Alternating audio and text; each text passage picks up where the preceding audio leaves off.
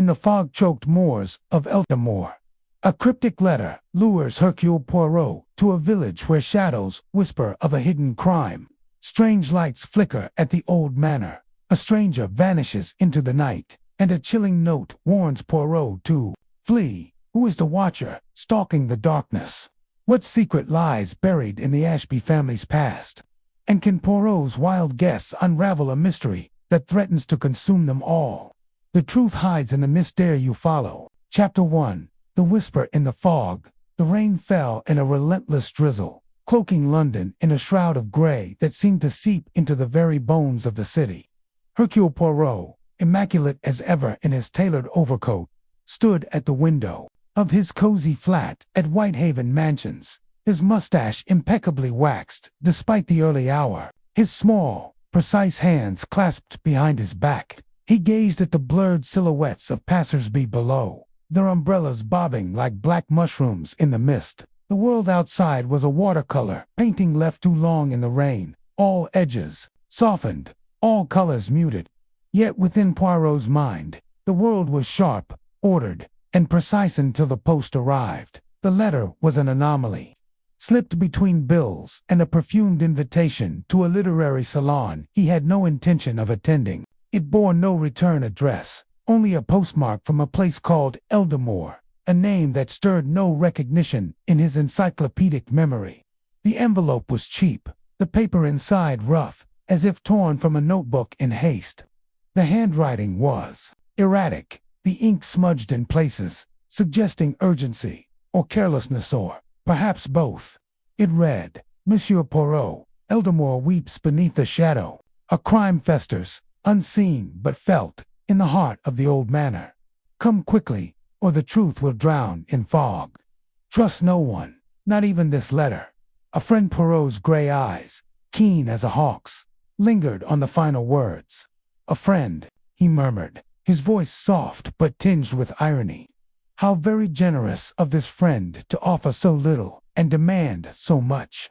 He turned the letter over, inspecting it for clues. A watermark, a scent, a stray hairbutt, found nothing beyond. The faint smell of damp earth, as if the paper had been carried through a storm. The vagueness of the message was an affront to his methodical nature, yet its audacity intrigued him. A crime unspoken, a place unknown, a challenge thrown at his feet. Poirot did not resist challenges. By noon, he had packed a small valise, informed his valet, George, of a brief absence, and boarded a train bound for the north.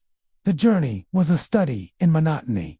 Fields blurred into hedgerows, hedgerows into villages, each more nondescript than the last. Eltamore, he learned from a tattered railway guide, was a speck of a village in the Yorkshire moors, forgotten by time and progress. The guide mentioned a crumbling manor, a church older than the Magna Carta, and little else. Parfait, Poirot muttered, adjusting his hat. A place where secrets have nowhere to hide but in plain sight. The train deposited him at a Windsor platform as dusk crept in, the sky a bruise of purple and gray. Eltamore Station was little more than a wooden shack, its sign creaking in the wind. A lone porter, his face weathered like old leather, tipped his cap. No cabs, sir, he said, eyeing Poirot's polished shoes and city attire with faint amusement. Inn's a mile down the lane. Mind the fog. Poirot nodded, undeterred. The fog was indeed rising, curling like ghostly fingers from the moors, swallowing the path ahead.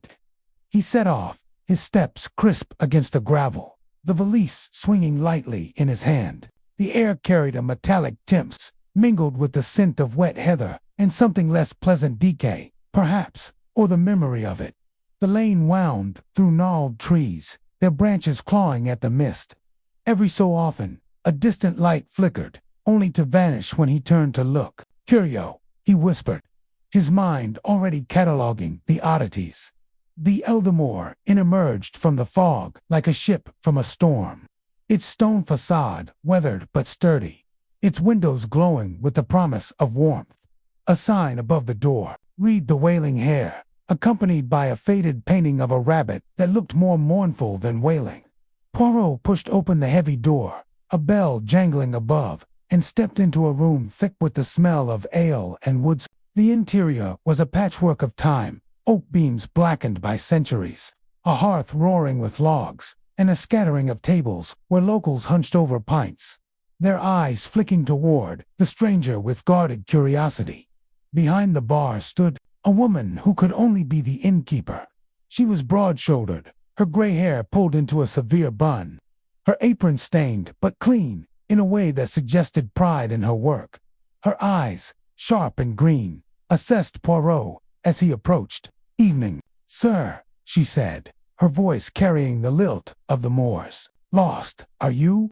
"Not lost," Madame Poirot replied, offering a small bow. "I am Hercule Poirot, and I seek a room." "I trust you are Mrs. Tuttle." He had gleaned her name from a passing mention in the railway guide, a detail most would overlook. That her eyebrows rose, but she recovered quickly. "Aye, that's me. Room's ready, though we don't get many like you here. City folk, I mean." She slid a key across the counter, her fingers calloused but steady. "What brings you to Eltamore? Not the scenery, I wager." Poirot smiled, his mustache twitching. "A matter of curiosity, nothing more. I have heard whispers of this place, of its manner, perhaps." The room stilled, the locals' murmurs fading as if a switch had been flipped. Mrs. Tuttle's face tightened, her eyes darting to a corner where an old man nursed a pipe, his gaze fixed on the fire. "Whispers, is it?" she said, her tone careful. "Eldamore's quiet enough. Manor's just a pile of stones, owned by Lord Ashby. Keeps to himself." "He does." "Indeed," Poirot said, his voice light but probing. "And yet, whispers travel far, even to London. Tell me, madame, have there been unusual events of late?" She hesitated, wiping the counter with a rag that needed no wiping. "Nothing worth telling. Moors play tricks on the eyes, that's all. Lights where there shouldn't be, sounds in the night, old tales." She leaned closer, her voice dropping. "If you're chasing ghosts, sir, you'll find plenty, but they don't talk back." Poirot nodded, filing away her evasiveness. "Mercy, Mrs. Tuttle, I shall retire now. The journey was long, and the little gray cells, they demand rest." She snorted softly, as if amused by his phrasing, and gestured to a narrow staircase. "Up there, second door on the right. Supper's at 7, if you're peckish." The room was small but tidy, with a single bed, a washstand, and a window overlooking the fog-choked moors. Poirot set his valise on the floor, removed his coat, and inspected the space with the precision of a jeweler examining a gem. The floorboards creaked underfoot, the wallpaper peeled at the edges, but everything was clean, almost too clean, as if someone had scrubbed away evidence of something. He knelt, running a finger along the baseboard, and found a faint trace of mud, fresh and damp. Unlike the dust he'd expected iridescent, he murmured. Straightening, he unpacked his essentials: a notebook, a fountain pen, a small magnifying glass, and sat at the rickety desk to jot down his observations. The letter, the fog, Mrs. Tuttle's guardedness, the locals' silence. It was a puzzle, incomplete but tantalizing. He was about to light the oil lamp when his fingers brushed something beneath the pillow. Frowning, he lifted it and found a folded scrap of paper, its edges frayed, its message scrawled in the same erratic hand as the letter that had brought him here. "Leave Eldamore, Monsieur Poirot. The shadow watches, and it does not forgive." Poirot's lips curved into a faint smile. "Mon ami," he said to the empty room, "you underestimate the tenacity of Hercule Poirot." He tucked the note into his notebook, his mind alight with possibilities. The fog outside thickened, pressing against the window like a living thing. But within, Poirot's thoughts were clear, sharp, and unrelenting. A crime festered in Eldamore, and he would uncover it, piece by meticulous piece. The night deepened, and the inn grew quiet, save for the occasional creak of settling wood. Poirot lay awake, his eyes fixed on the ceiling, replaying the day's events. The anonymous letter had been a lure, the note under the pillow a warning. But both were threads in a tapestry he had only begun to unravel. Mrs. Tuttle's reluctance, the villagers' unease, the mention of strange lights at the manor, they were clues, faint but undeniable. He closed his eyes, letting his little gray cells work their magic, sorting, analyzing, connecting. A sudden sound snapped him upright. A low, mournful wail, not unlike the cry of a wounded animal, drifting through the fog. It came from the direction of the manor, or so it seemed, though the mist distorted all sense of place. Poirot rose, slipping on his dressing gown, and moved to the window. The fog was impenetrable now, a wall of white that swallowed the world. Yet there, fleeting as a dream, a light flickered in the distance, pulsing like a heartbeat before vanishing. Most curious, Poirot whispered, his breath fogging the glass. He returned to bed, but sleep eluded him. The wail, the light, the note, they were pieces of a puzzle, and he would not rest until they formed a picture. Eldamore had called him, and Hercule Poirot never ignored a call to the truth. As the clock struck midnight, the inn seemed to hold its breath, and Poirot, ever the detective, felt the thrill of the chase ignite within him. The shadow might watch, but so did he, and his eyes missed nothing. Chapter 2. The Manors Secret. The road to Eldamore Manor twisted through gnarled oaks and brambles, the mist clinging to the ground like a conspirator's cloak. Hercule Poirot, seated in the back of a creaking horse-drawn cart, adjusted his meticulously pressed coat and tilted his hat to shield his eyes from the drizzle. The driver, a wiry man named Jethro, with a face like weathered bark, muttered about the manor's ill omens, his voice barely audible over the clop of hooves. Poirot, ever the observer, noted the man's trembling hands on the reins, a sign of unease, perhaps fear. The anonymous letter, tucked safely in his breast pocket, had promised a mystery, and already the air was thick with secrets. The manor loomed into view, a Gothic sprawl of turrets and ivy-choked stone, its windows like half-closed eyes watching their approach. Jethro halted the cart abruptly, muttering an excuse about the horses needing rest, though Poirot suspected the man simply dreaded getting closer. "Mercy, monsieur," Poirot said, stepping down with a grace that belied the muddy ground. He tipped Jethro generously, noting the man's fleeting glance toward the manor before he whipped the horses into a hasty retreat. Poirot stood alone, his polished shoes sinking slightly into the damp earth. The manor's iron gates, rusted but imposing, creaked as he pushed them open. The path to the front door was lined with statues, marble figures of mythical beasts, their features eroded by time, as if the manor itself were erasing its past. Poirot's mustache twitched as he catalogued the details: the uneven cobblestones, the faint smell of mildew, the distant caw of a rook. "A stage," he murmured, "set for a drama most curious." The heavy oak door groaned as he knocked, the sound echoing within. After a moment, it opened to reveal a butler, gaunt and pale, with eyes that darted like a cornered animal's. "Monsieur Poirot, I presume," the butler said, his voice clipped but polite. "I am Grayson. Lord Ashby awaits you." "Bon," Poirot replied, stepping into a cavernous hall. The air was heavy with the scent of old wood and wax. A chandelier, its crystals dulled by dust, hung above a grand staircase. Portraits lined the walls, their subjects staring down with expressions of stern disapproval. Poirot noted the faded grandeur, the cracks in the plaster, the way hands fidgeted as he led the way. "The manor, it has seen better days," Nan Poirot remarked lightly. Grayson's lips tightened. "It has its history, sir." He said no more, guiding Poirot through a maze of corridors, adorned with tapestries and peculiar artifacts, a jade idol with one eye missing, a tarnished sword mounted above a fireplace, a glass case containing a single moth-eaten glove. Each item seemed to whisper of stories untold, and Poirot's mind catalogued them with precision. They arrived at a drawing room where Lord Reginald Ashby stood by a roaring fire, his silhouette stark against the flames. He was a man of middle age, tall and lean, with a face carved by worry. His hair, once dark, was streaked with silver, and his eyes held a flicker of unease that he masked with a forced smile. "Monsieur Poirot," he said, extending a hand that trembled slightly. "A pleasure, though I confess I'm puzzled by your visit. Your note mentioned a matter of interest."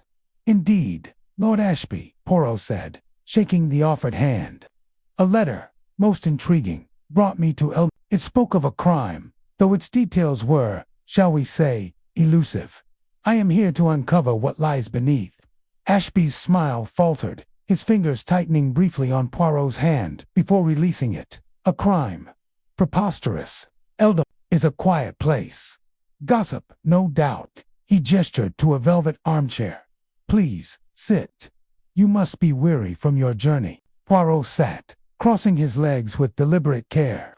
"Quiet places, monsieur, often hide the loudest secrets. I am most curious about your manor and its inhabitants." Ashby laughed, a brittle sound. "Inhabitants? Just myself, my niece Clara, and the staff. Hardly a hotbed of intrigue." He rang a bell, and Grayson reappeared with a tray of tea and scones. The butler's movements were precise but hurried, as if eager to leave the room. Poirot noted the slight tremor in Grayson's hand as he poured the tea, a detail that did not escape Ashby's notice either. The lord's eyes narrowed, though he said nothing, as they sipped tea. Poirot steered the conversation to the manor's history. Ashby spoke of its founding in the 17th century, its role as a refuge during wars, and its decline after his brother's death a decade ago. "A tragedy," Ashby said, his voice softening. "Edward was reckless. A riding accident took him. Clara, his daughter, is all that remains of him." "Most tragic," Poirot said, his tone sympathetic but his eyes sharp. "And Mademoiselle Clara, she resides here." "Yes, though she's often in London." "She's spirited." Ashby's gaze drifted to the fire, as if avoiding Poirot's scrutiny. The conversation was interrupted by the arrival of Clara Ashby herself. She swept into the room, her auburn hair catching the firelight, her green eyes bright with a mix of curiosity and defiance. She wore a modern dress, its hem slightly muddied, suggesting a recent walk outdoors. "Uncle, you didn't tell me. We had a guest," she said, her voice light but with an edge Poirot couldn't quite place. "Clara, this is Hercule Poirot, a Detective," Ashby said, his tone cautious. "He's visiting on some trifling matter." "Trifling?" Clara arched an eyebrow, settling into a chair with the grace of a cat. "A detective in Eldamore? That's hardly trifling. What brings you here, Monsieur Poirot?" Poirot smiled, his mustache curving. "A puzzle, mademoiselle. I am told Eldamore harbors a mystery, and I am, how you say, a collector of mysteries." Clara's laugh was sharp, like glass breaking. "Eldamore, only mystery is why anyone stays. It's all fog and old stones." She glanced at her uncle, a flicker of something anger, perhaps. Passing between them, the afternoon passed with Poirot, probing gently, drawing out fragments of the manor's life. Ashby spoke of renovations stalled by lack of funds. Clara, of her disdain for village gossip, and Grayson, when summoned, offered curt responses about the staff's routines. Poirot's questions were like darts, each one precise, testing reactions. He noted Clara's quick glances at her uncle, Ashby's habit of tugging his cuff when pressed about his brother, and Grayson's reluctance to linger in the room. As evening approached, Ashby invited Poirot to stay for dinner. "It's simple fare," he said, "but we'd be honored." Poirot accepted, sensing the meal would reveal more than the menu promised. The dining room was a study in faded opulence. A long mahogany table, scarred by time, was set with mismatched silver. The chandelier above flickered, casting shadows that danced across the walls. Poirot was seated across from Clara, with Ashby at the head. Two other guests joined them. Mrs. Hawthorne, the housekeeper, a stout woman with a perpetual frown, and Dr. Harrow, the village physician, a wiry man, with sharp eyes and a habit of tapping his fork against his glass. Dinner began with a watery soup, served by a young maid who spilled a drop on the tablecloth and flinched when Mrs. Hawthorne glared. The conversation was stilted, with Ashby steering it toward trivialities, the weather, the harvest, the state of the roads. Poirot, however, was not so easily diverted. "Lord Ashby," he said, sipping his wine, "I am told your manor houses many treasures, heirlooms, perhaps, objects of significance." Ashby's spoon paused midair. "Treasures, exaggerations.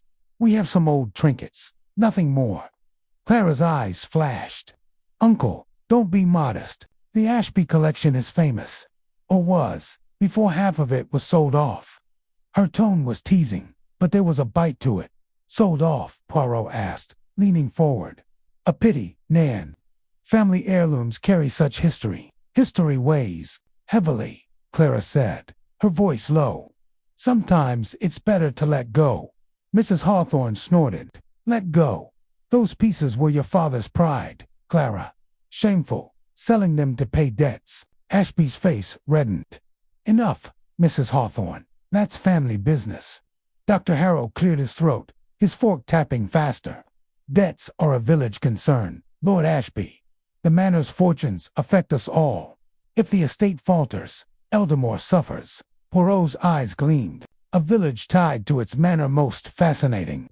"And these heirlooms, they were valuable." "Some were," Ashby said curtly. "A few paintings, a necklace or two. Nothing to warrant a detective's interest. Yet here I am," Poirot said, his smile disarming, "and I am most interested in what is missing." The table fell silent, the only sound, the crackle of the fire. Mrs. Hawthorne's frown deepened. Dr. Harrow's fork stilled, and Clara's fingers tightened on her glass. Poirot sipped his wine, letting the tension simmer after dinner. Ashby excused himself to attend to estate matters, leaving Poirot with Clara and Dr. Harrow. The doctor, eager to leave, muttered about a patient and departed, his coat flapping like a crow's wings. Clara, however, lingered, offering to show Poirot the manor's library. "It's the one room Uncle hasn't let decay," she said, leading him through a corridor lit by flickering sconces.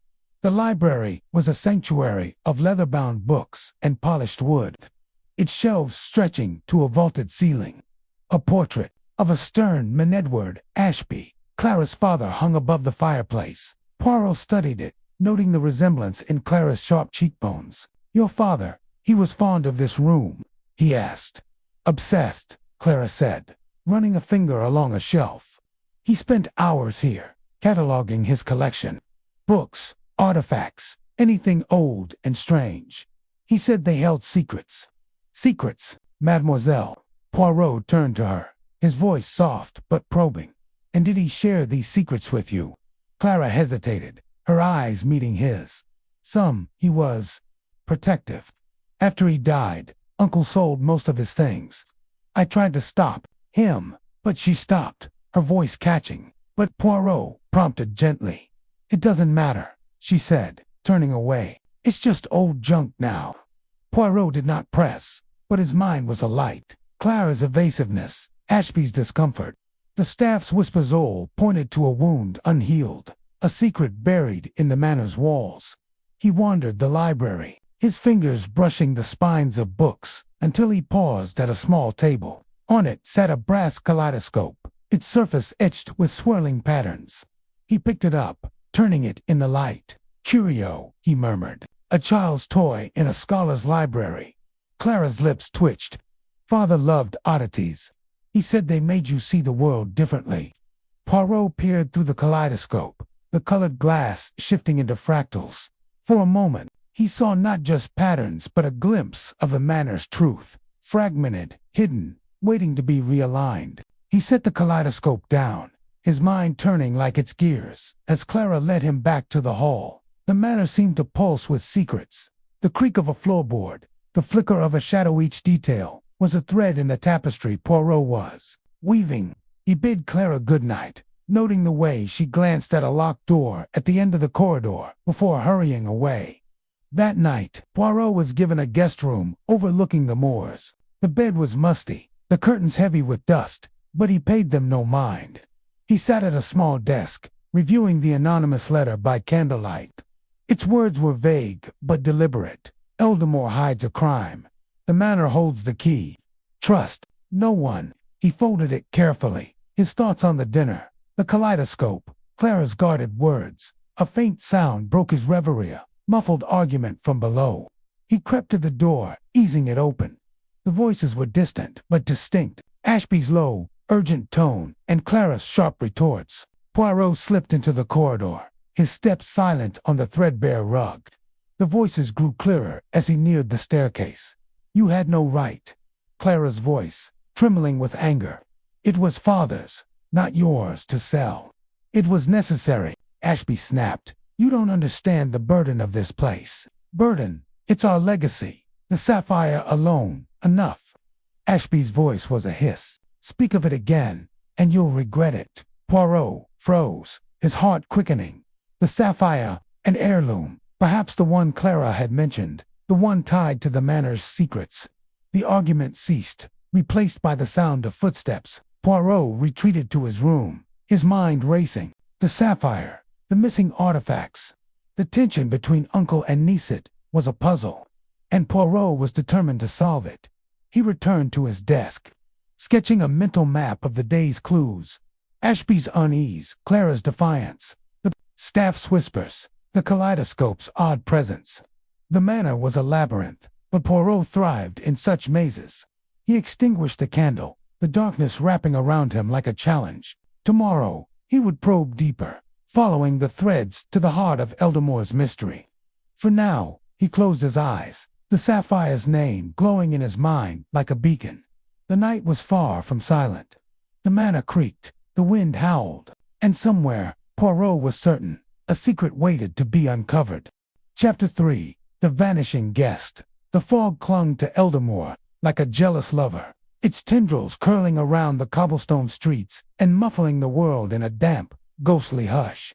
Hercule Poirot, impeccably dressed despite the chill, adjusted his scarf and stepped out of the rusty Anchor Inn, his sharp gray eyes scanning the village square. The anonymous letter that had lured him to this forgotten corner of England still burned in his mind, its words cryptic, its tone urgent, promising a mystery that piqued his insatiable curiosity. Now, the sudden disappearance of a stranger named Mr. Carver had added a fresh layer of intrigue. Like a new brushstroke on an already enigmatic canvas, the morning was young, the air heavy with the scent of wet earth and wood. Poirot's polished shoes clicked against the uneven stones as he made his way toward the inn's small dining room, where Mrs. Tuttle, the innkeeper, was bustling about with a tray of scones and a pot of tea. Her round face, usually flushed with the warmth of her own chatter, was pale, her eyes darting nervously as she set the tray before him. "Monsieur Poirot," she said, her voice a touch too high. "You'll be wanting to know about that Mr. Carver, I suppose. Queer business. Him vanishing like that. Went out for a walk last night. He did. And poof, gone. Not a word since." Poirot's mustache twitched as he poured himself a cup of tea, the steam rising in delicate spirals. "Poof, you say, Madame Tuttle. A man does not simply vanish into the air like a magician's trick. Tell me, what manner of man was this, Mr. Carver?" Mrs. Tuttle wiped her hands on her apron, her gaze flitting to the window, as if expecting the missing man to materialize from the fog. "Oh, a quiet sort.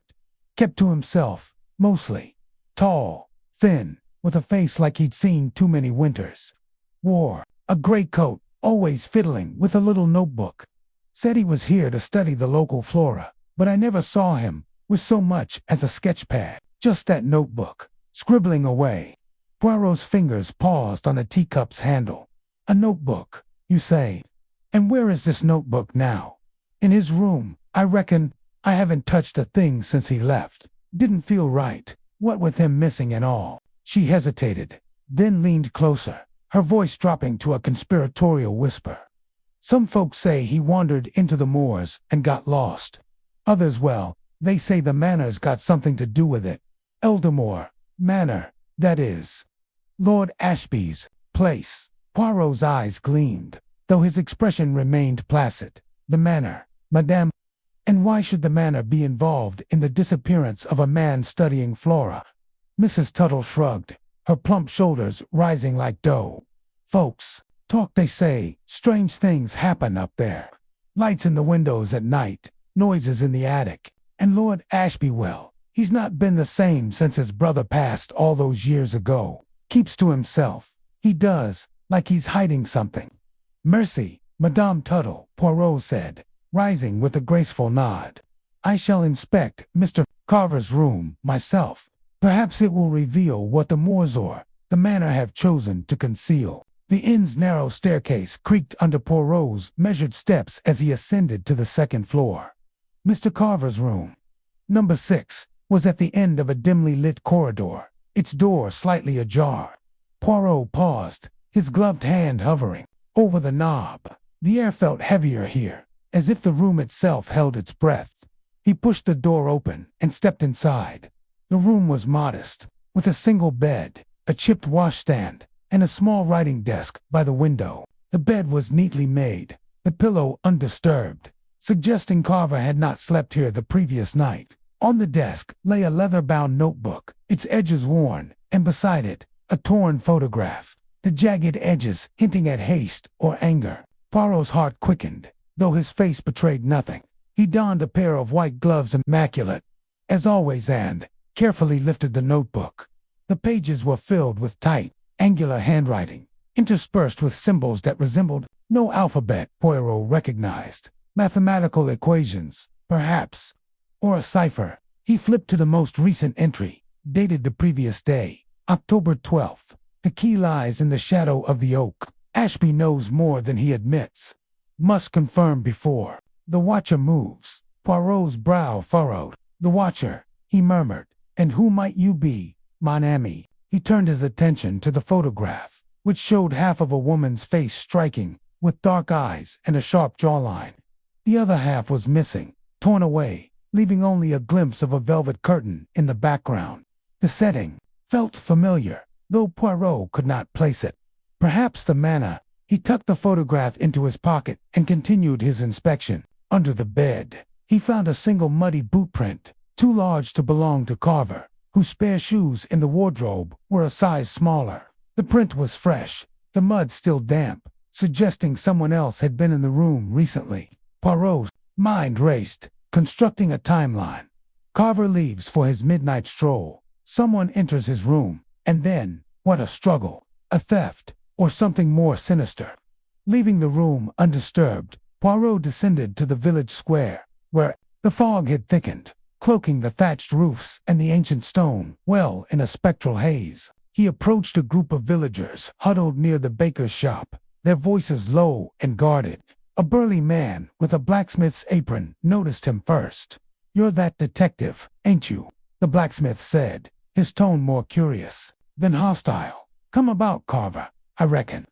"Precisement," Poirot replied, tipping his hat. "Monsieur Carver has vanished, and I seek information. Did any of you see him last night?" The villagers exchanged glances, their silence louder than words. Finally, a young woman with a basket of apples spoke up. "I saw him, sir, near the old oak by the moor's edge. Round midnight, he was pacing, muttering to himself, like he was waiting for someone." "And did anyone join him?" Poirot pressed, his voice gentle but firm. The woman hesitated, her fingers tightening on the basket. "Not that I saw. But there was a shadow, sir, by the tree. Could have been a person, could have been nothing. I didn't stay to find out." Poirot nodded, his mind cataloging the detail. "Merci, mademoiselle, your observation is most helpful."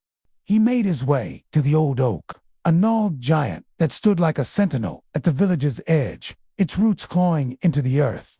The ground beneath was churned, as if by hurried footsteps, and a faint indentation caught Poirot's cigarette butt, still faintly warm, its brand foreign to the village's usual fare. He pocketed it, his thoughts swirling. Carver had been here, waiting, perhaps for the watcher mentioned in his journal.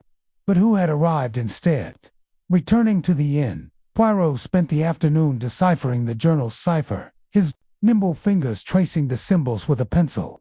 The code was a substitution cipher, complex but not unbreakable for a mind as disciplined as his. By dusk, he had cracked the first entry, which read, "The heirloom is not what it seems. Ashby's brother hid it before his death. Carver seeks it, but the watcher guards it. Meet at the oak at midnight." Poirot leaned back in his chair, the journal opened before him. The heirloom mentioned in Clara's argument with Lord Ashby was clearly central to the mystery. And Carver's disappearance was no accident. It was orchestrated, perhaps to silence him, or to protect this mysterious object. The connection to Eldamore Manor was undeniable. As night fell, Poirot donned his coat and ventured to the manor, the fog now a thick shroud that swallowed the stars. The manor loomed ahead, its windows dark save for a single flickering light in an upper room. He knocked, and a nervous footman ushered him into the grand hall, where Lord Ashby awaited, his face pale and drawn. "Monsieur Poirot," Ashby said, his voice strained. "I heard about Carver, a terrible business. Do you think he's dead?" Poirot's eyes narrowed, studying Ashby's trembling hands. "Death is one possibility, monsieur, but not the only one. Tell me, did you know this Carver? Did he visit your manor?" Ashby's gaze darted to the floor. "Never met him. He was just a guest at the inn, as far as I know." "Curious," Poirot said, his tone light but piercing. "For a man you never met, he seemed most interested in your family's affairs. Perhaps you can enlighten me about this heirloom your niece mentioned." Ashby's face tightened, but before he could respond, a sharp cry echoed from upstairs. Poirot's head snapped toward the sound, and without waiting for permission, he ascended the grand staircase, Ashby trailing behind. The cry came from Clara's room, where Poirot found her clutching a torn shawl, her eyes wide with fear. "He was here," she whispered, her voice trembling. "In my room. I saw him, a man in a gray coat, standing by the window. But when I screamed, he was gone."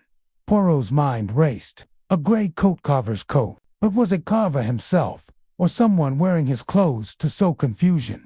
He examined the window, finding faint scratches on the sill, as if someone had climbed out in haste.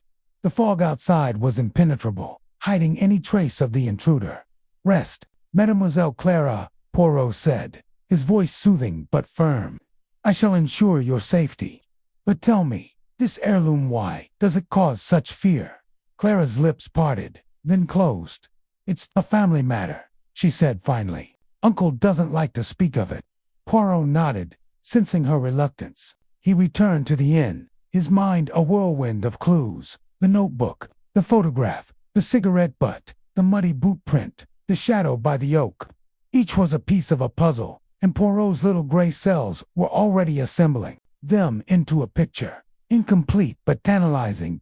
As he sat by the inn's fire, sipping a final cup of tea, he murmured to himself, "The watcher watches, but who watches the watcher?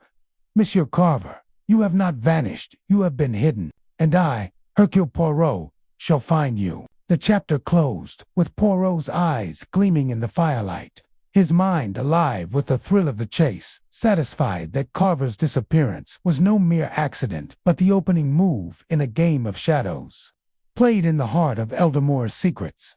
Chapter 4. Shadows in the attic. The air in Eldamore Manor hung heavy with the scent of aged wood and secrets. Hercule Poirot, his polished shoes whispering against the creaky floorboards, ascended the narrow staircase to the attic. The manor, with its labyrinthian corridors and peculiar artifacts, seemed to pulse with a life of its own, as if the walls themselves were privy to the mysteries he sought to unravel. The anonymous letter that had lured him to this misty village, the cryptic note under his pillow at the inn, and the whispers of strange lights all pointed to this moment, this attic, where he sensed the heart of Eldamore's enigma lay hidden. The staircase groaned under his weight, each step a protest against intrusion. A single gas lamp flickered on the wall, casting jagged shadows that danced like specters. Poirot's mustache twitched as he adjusted his grip on the small notebook he carried, its pages already filled with meticulous observations about Lord Reginald Ashby's nervous demeanor and the heated argument with his niece, Clara, about a missing heirloom. The attic door loomed ahead, its iron hinges rusted but sturdy, as if guarding something precious or perilous. He tested the handle. Locked, naturally. Poirot's gray eyes gleamed with anticipation. A locked door was merely an invitation to a man of his talents. From his pocket, he produced a slender set of lockpicks, their metal cool against his fingertips. With the precision of a watchmaker, he coaxed the tumblers into submission, the click of the lock yielding a small thrill of victory. The door creaked open, revealing a cavernous space shrouded in darkness. Poirot stepped inside, his senses assaulted by the musty odor of forgotten things. Dust motes swirled in the faint light that seeped through a cracked skylight, illuminating a chaos of crates, cobwebbed furniture, and peculiar objects draped in tattered cloths. The attic was a museum of neglect, each item a potential clue to the manor's secrets. He moved cautiously, his cane tapping softly against the floorboards, mindful not to disturb the delicate balance of this untouched world. His attention was drawn to a large chest in the corner, its surface engraved with symbols that seemed to writhe into dim light circles within triangles, crossed by jagged lines that suggested something arcane. Poirot crouched beside it, his gloved fingers tracing the carvings. "Most curious," he murmured, his accent lending the words a melodic quality. The symbols were unlike anything he had encountered in his extensive travels, yet they resonated with a primal energy that set his nerves on edge. The chest was locked, its mechanism more complex than the attic door. Poirot's lockpicks proved inadequate, and he frowned, his mind racing through possibilities. A puzzle. Then, he scanned the attic for anything that might serve as a key or a clue. His eyes fell on a tarnished silver mirror propped against a stack of crates, its surface clouded but oddly compelling. He approached it, noting the intricate filigree along its frame, which mirrored the chest's symbols. A coincidence? Poirot believed in no such thing. As he studied the mirror, a faint sound or rustle, like silk brushing against wood came from behind him. He froze, his heart steady but his senses sharp. "Who is there?" he called softly, his voice carrying just enough authority to demand a response. Silence answered, but the air felt charged, as if the attic itself were holding its breath. He turned slowly, his cane raised like a fencer's foil, but saw only shadows. Then, a figure emerged from the gloom. Clara Ashby, her dark hair loose, and her eyes wide with something between fear and defiance. She wore a simple gray dress, but her posture was that of someone braced for battle. "Monsieur Poirot," she said, her voice low but steady, "you shouldn't be here." Poirot lowered his cane, his expression one of polite curiosity. "Mademoiselle Clara, it is most fortuitous to meet you in such a place, and yet I suspect you are not here by chance." Clara's lips pressed into a thin line. "This attic is private. You are trespassing." Perhaps Poirot conceded, his tone light but his eyes piercing. "But a locked door and a cryptic warning under my pillow suggest that privacy is a luxury this manor cannot afford. Tell me, mademoiselle, what is it you fear I might find?" Clara's gaze flickered to the chest, then back to Poirot. "You're meddling in things you don't understand. There's something here. Something that watches." Poirot's eyebrows arched. "The watcher, you say? A most intriguing choice of words.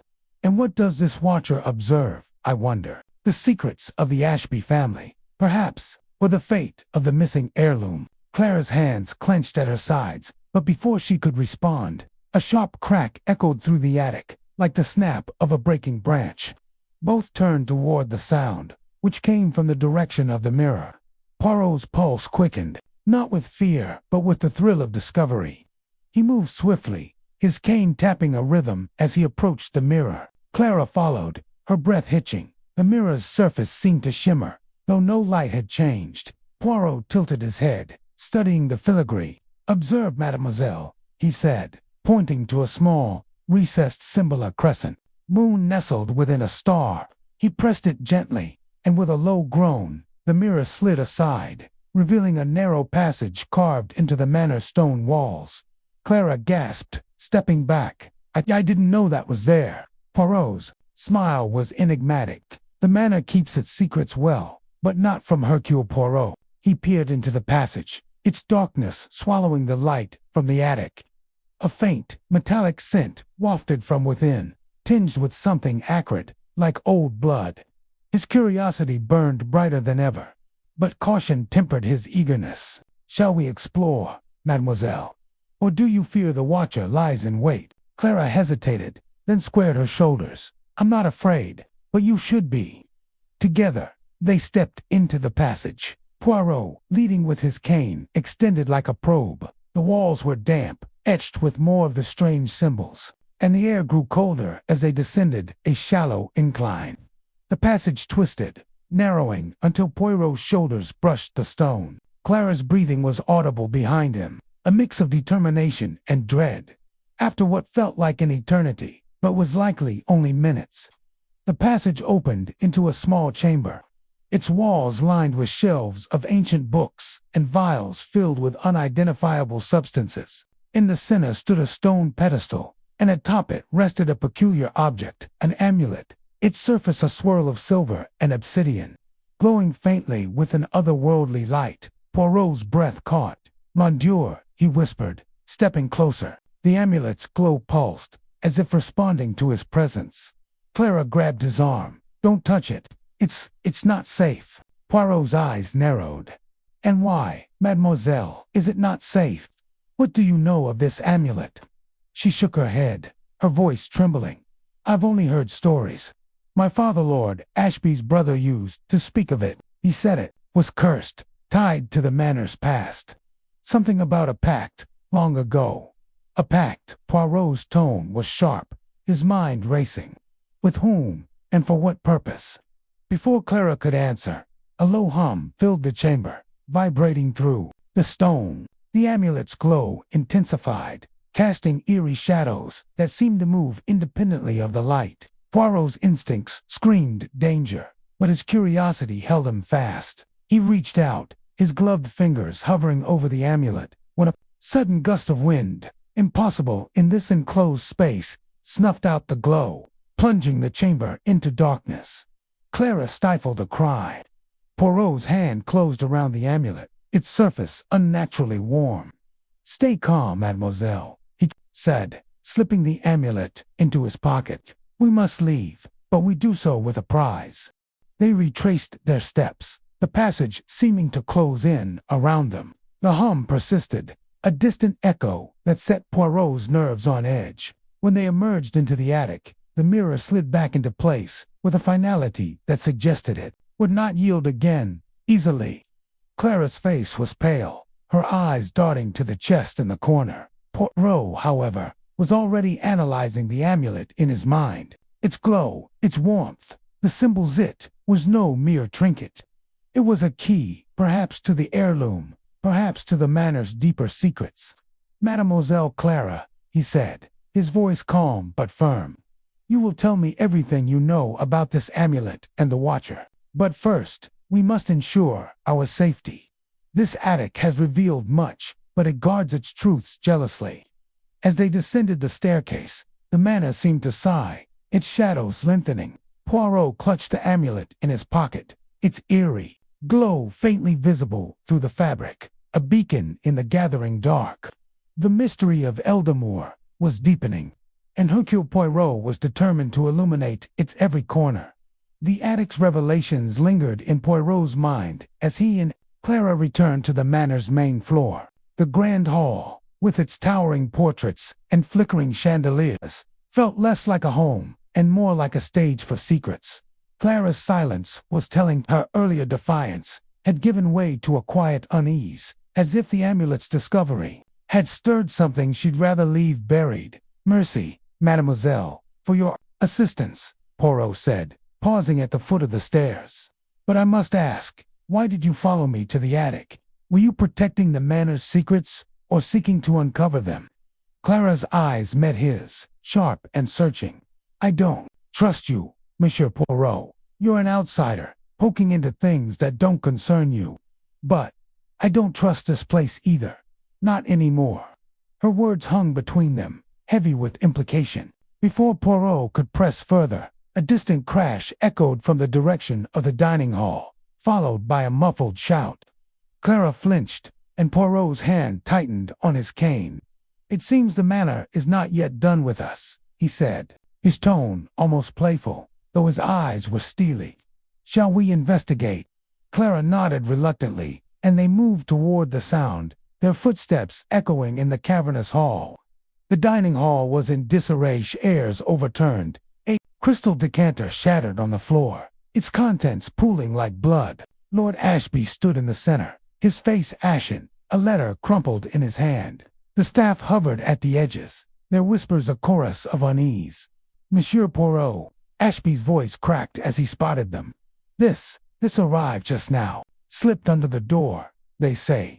He thrust a letter toward Poirot, who took it with a delicate touch, as if handling a venomous snake. The letter was written in a jagged scrawl. The ink smudged but legible. The watcher sees all. Return what was taken, or the manor claims its due. Poirot's mustache twitched as he read, his mind cataloging the implications. The amulet, still warm in his pocket, seemed to pulse in response. Lord Ashby, Poirot said, folding the letter. It appears someone is most displeased with my explorations. Tell me, what do you know of this watcher? Ashby's eyes darted to Clara, then back to Poirot. It's nonsense.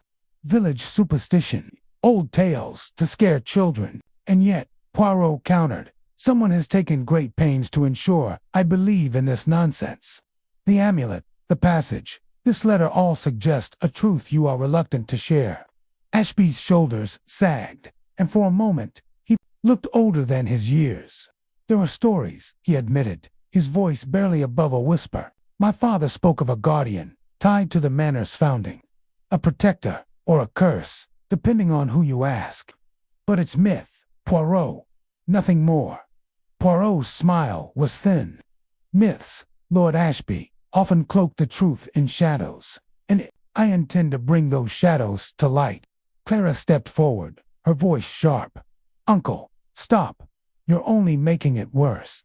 Monsieur Poirot, you have the amulet. Leave it be. Before her words were cut off by another soundalo. Rhythmic tapping, like footsteps circling the manor's walls. The staff gasped, and Ashby's face drained of color.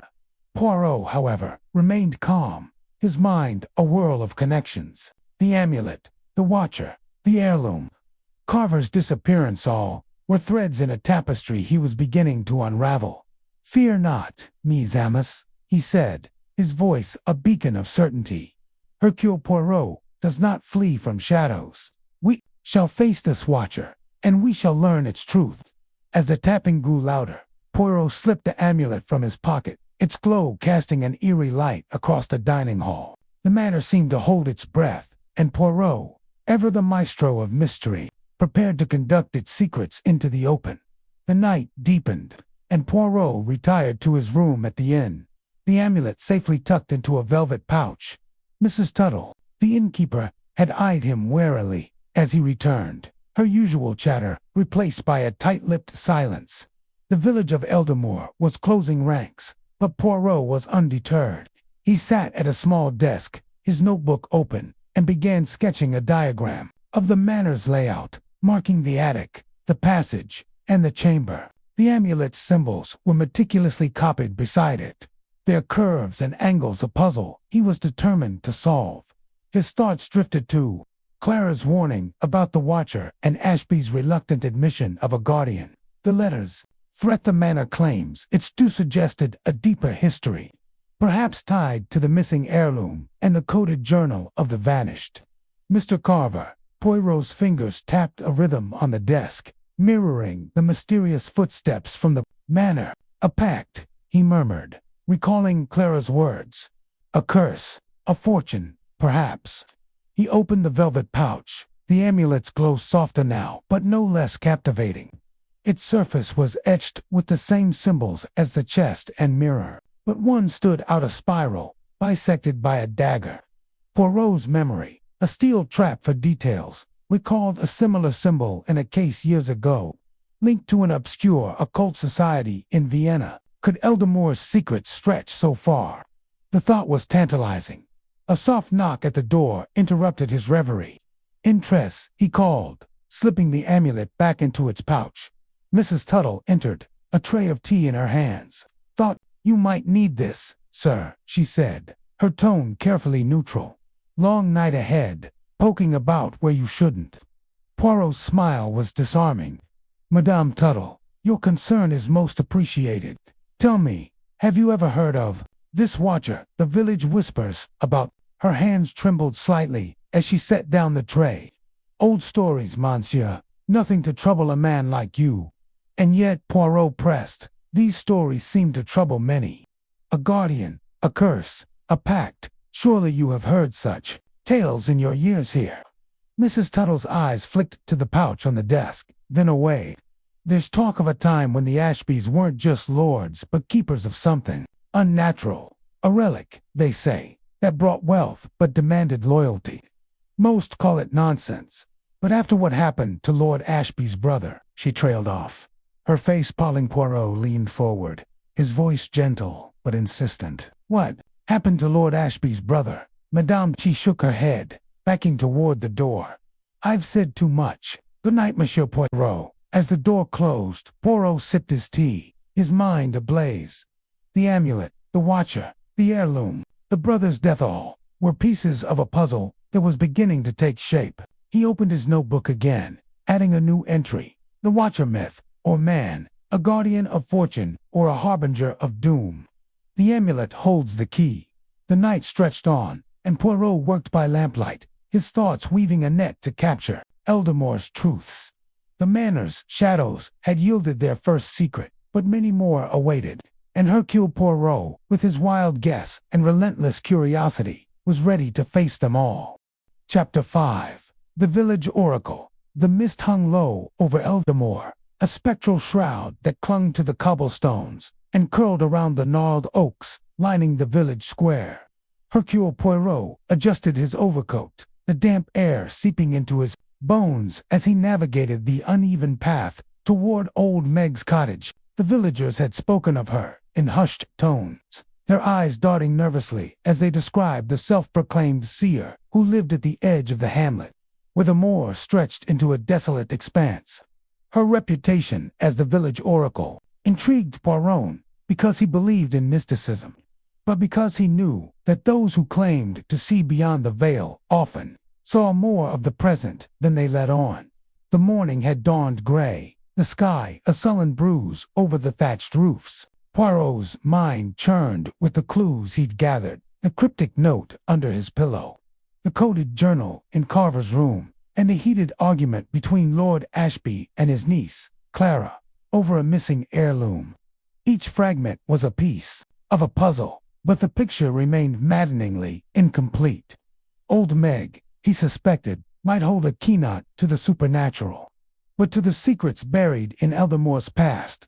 The cottage came into view, a squat structure of weathered stone, nestled against a copse of twisted willows. Its windows were dark, save for a faint flicker of candlelight that danced behind grimy panes. The door, painted a faded green, creaked as Poirot knocked, the sound swallowed by the moan of the wind across the moor. For a moment there was silence, and then a voice, raspy and low, called from within. "Enter, Monsieur Poirot. The fog has whispered you're coming." Poirot's mustache twitched. Theatrics, he thought, but he pushed open the door and stepped inside. The air was thick with the scent of dried herbs and something sharper, like burnt sage. The room was a cluttered tapestry of oddities, shelves lined with jars of murky liquids, a table strewn with tarot cards, and a fireplace where embers glowed faintly. Old Meg sat in a high-backed chair, her figure small but commanding, her eyes sharp beneath a tangle of silver hair. She wore a shawl embroidered with strange symbols, and her fingers, gnarled as the willows outside, clutched a carved wooden staff. "Madame Meg," Poirot said, bowing slightly. "I am Hercule Poirot, and I come seeking clarity in a matter most perplexing." She chuckled, a sound like dry leaves rustling. "Clarity, is it? The moor gives no clarity, only riddles. Sit, little detective, and tell me what brings you to my door." Poirot settled into a chair opposite her, his posture impeccable, despite the uneven wood beneath him. "I am told you see things, madame, things that others do not. There is a mystery in Eldamura. Man has vanished, and whispers of secrets cling to the manor. I wish to know what you see." Meg's eyes narrowed, glinting like polished flint. "You don't believe in my sight, do you? No matter. The truth doesn't need your faith to be true. Ask your questions, but beware the answers may weigh heavier than you expect." Poirot leaned forward, his voice steady. Let us speak plainly, madame. A man named Carver has disappeared, and I suspect his absence is tied to Lord Ashby's manor. There is talk of a missing heirloom, a family secret, and strange happenings in the night. What do you know of these matters?" Meg tapped her staff against the floor, the rhythm slow and deliberate. "The manor holds shadows, monsieur, shadows of greed, betrayal, and blood. The Ashby name is old, older than these stones, and it carries a curse, a tragedy, long buried, stirs again. The heirloom you seek is no mere trinket, a key to a truth that burns." Poirot's fingers steepled beneath his chin. "A tragedy, you say? Tell me of it." She leaned closer, her voice dropping to a whisper. 40 years ago, a man died in that manor. Not Ashby's father, nor his brother, but a stranger who came seeking fortune. They called it an accident, but the Moor knows better. Blood was spilled, and the heirloom was hidden to keep the truth silent. Now another seeks it, and the shadows grow restless. Poirot's mind raced. A murder, decades old, tied to the heirloom. It was a thread worth pursuing, but Meg's riddles were maddeningly vague. This stranger who died, who was he? And how does this connect to Carver's disappearance? Meg's lips curled into a sly smile. "You chased the wrong question, little detective. It's not who the stranger was, but why he came. And as for your Carver, he's not lost, he's hiding. The Moor has eyes, and they watch him still." Poirot's eyes narrowed. Hiding from whom and where? Before Meg could answer, a gust of wind rattled the windows, and the first drops of rain began to patter against the roof. The air grew colder, and Poirot felt a prickle of unease. Meg rose, moving with surprising agility to a small table where a tarnished silver bowl sat. She poured water from a jug, muttering words Poirot couldn't catch, and stared into the bowl as if it held the secrets of the universe. "The wild guess," she said abruptly, her voice sharp. "That's what will unravel it all. Trust your instincts, monsieur, for they see what your eyes cannot. The manor, the heirloom, the vanished man, they are threads in a tapestry. Pull the right one, and the truth will fall." Poirot resisted the urge to roll his eyes. "A wild guess, madame. I prefer the little gray cells, the logic, the order. But tell me, what is this wild guess you speak of?" She laughed, a sound that echoed strangely in the small room. "Logic is a lantern, but it casts shadows. Sometimes you must leap into the dark. The guess is yours to make, but it lies in the past, in the blood that stains the Ashby name." The rain intensified, a steady drumbeat against the cottage. Poirot glanced at the windows, where rivulets of water distorted the world outside. He was about to press Meg further when he noticed a small shelf near the fireplace, its contents half hidden by a tattered curtain. Among the clutter was a yellowed newspaper clipping, its edges curling like autumn leaves. He stood, moving casually toward it, his curiosity piqued. "May I?" he asked, gesturing to the shelf. Meg's eyes followed him, but she didn't protest. "Look if you must, but some truths are better left buried." Poirot lifted the clipping carefully, his gloved fingers brushing away dust. The headline, faded but legible, read, "Tragic accident at Eldamore Manor. Visitor found dead." The date was April 17th, 1885, 40 years ago, as Meg had said. The article was brief, describing a man named Thomas Varnell, a surveyor from London, who had fallen from a balcony during a visit to the manor. The death was ruled accidental, attributed to a loose railing and too much wine. Yet something in the wording caught Poirot's attention. A mention of Varnell's interest in local antiquities and his meetings with the late Lord Ashby, Reginald's father. "This Varnell," Poirot said, turning to Meg. "He sought the heirloom, did he not?" Meg's smile was enigmatic. "He sought what all men seek: power, wealth, truth. He found only death." Poirot tucked the clipping into his pocket, his mind alight with possibilities. Varnell's death, Carver's disappearance, the heirloom's absence, they were connected. He was certain. But how? And why did Meg insist on a wild guess? He was about to ask when a crack of thunder shook the cottage, and the rain became a torrent, pounding the roof like 1,000 fists. Meg's expression shifted, her eyes darting to the door. "The storm comes for you, monsieur. You'd best stay until it passes." Poirot glanced outside, where the world had dissolved into a gray haze. The path back to the village was treacherous even in daylight, and the storm showed no sign of relenting. "Very well," he said, settling back into the chair. "But while I am here, madame, let us continue. Tell me of this watcher the villagers speak of." Meg's fingers tightened around her staff. "The watcher is no myth, monsieur. It's a shadow that moves in the night, guarding what should not be found. Some say it's a spirit, others a man. I say it's both flesh and fear, bound to the manor's secrets." Poirot's mind flashed to the amulet he'd found in the manor's hidden passage, its eerie glow still vivid in his memory. Could it be connected to this watcher?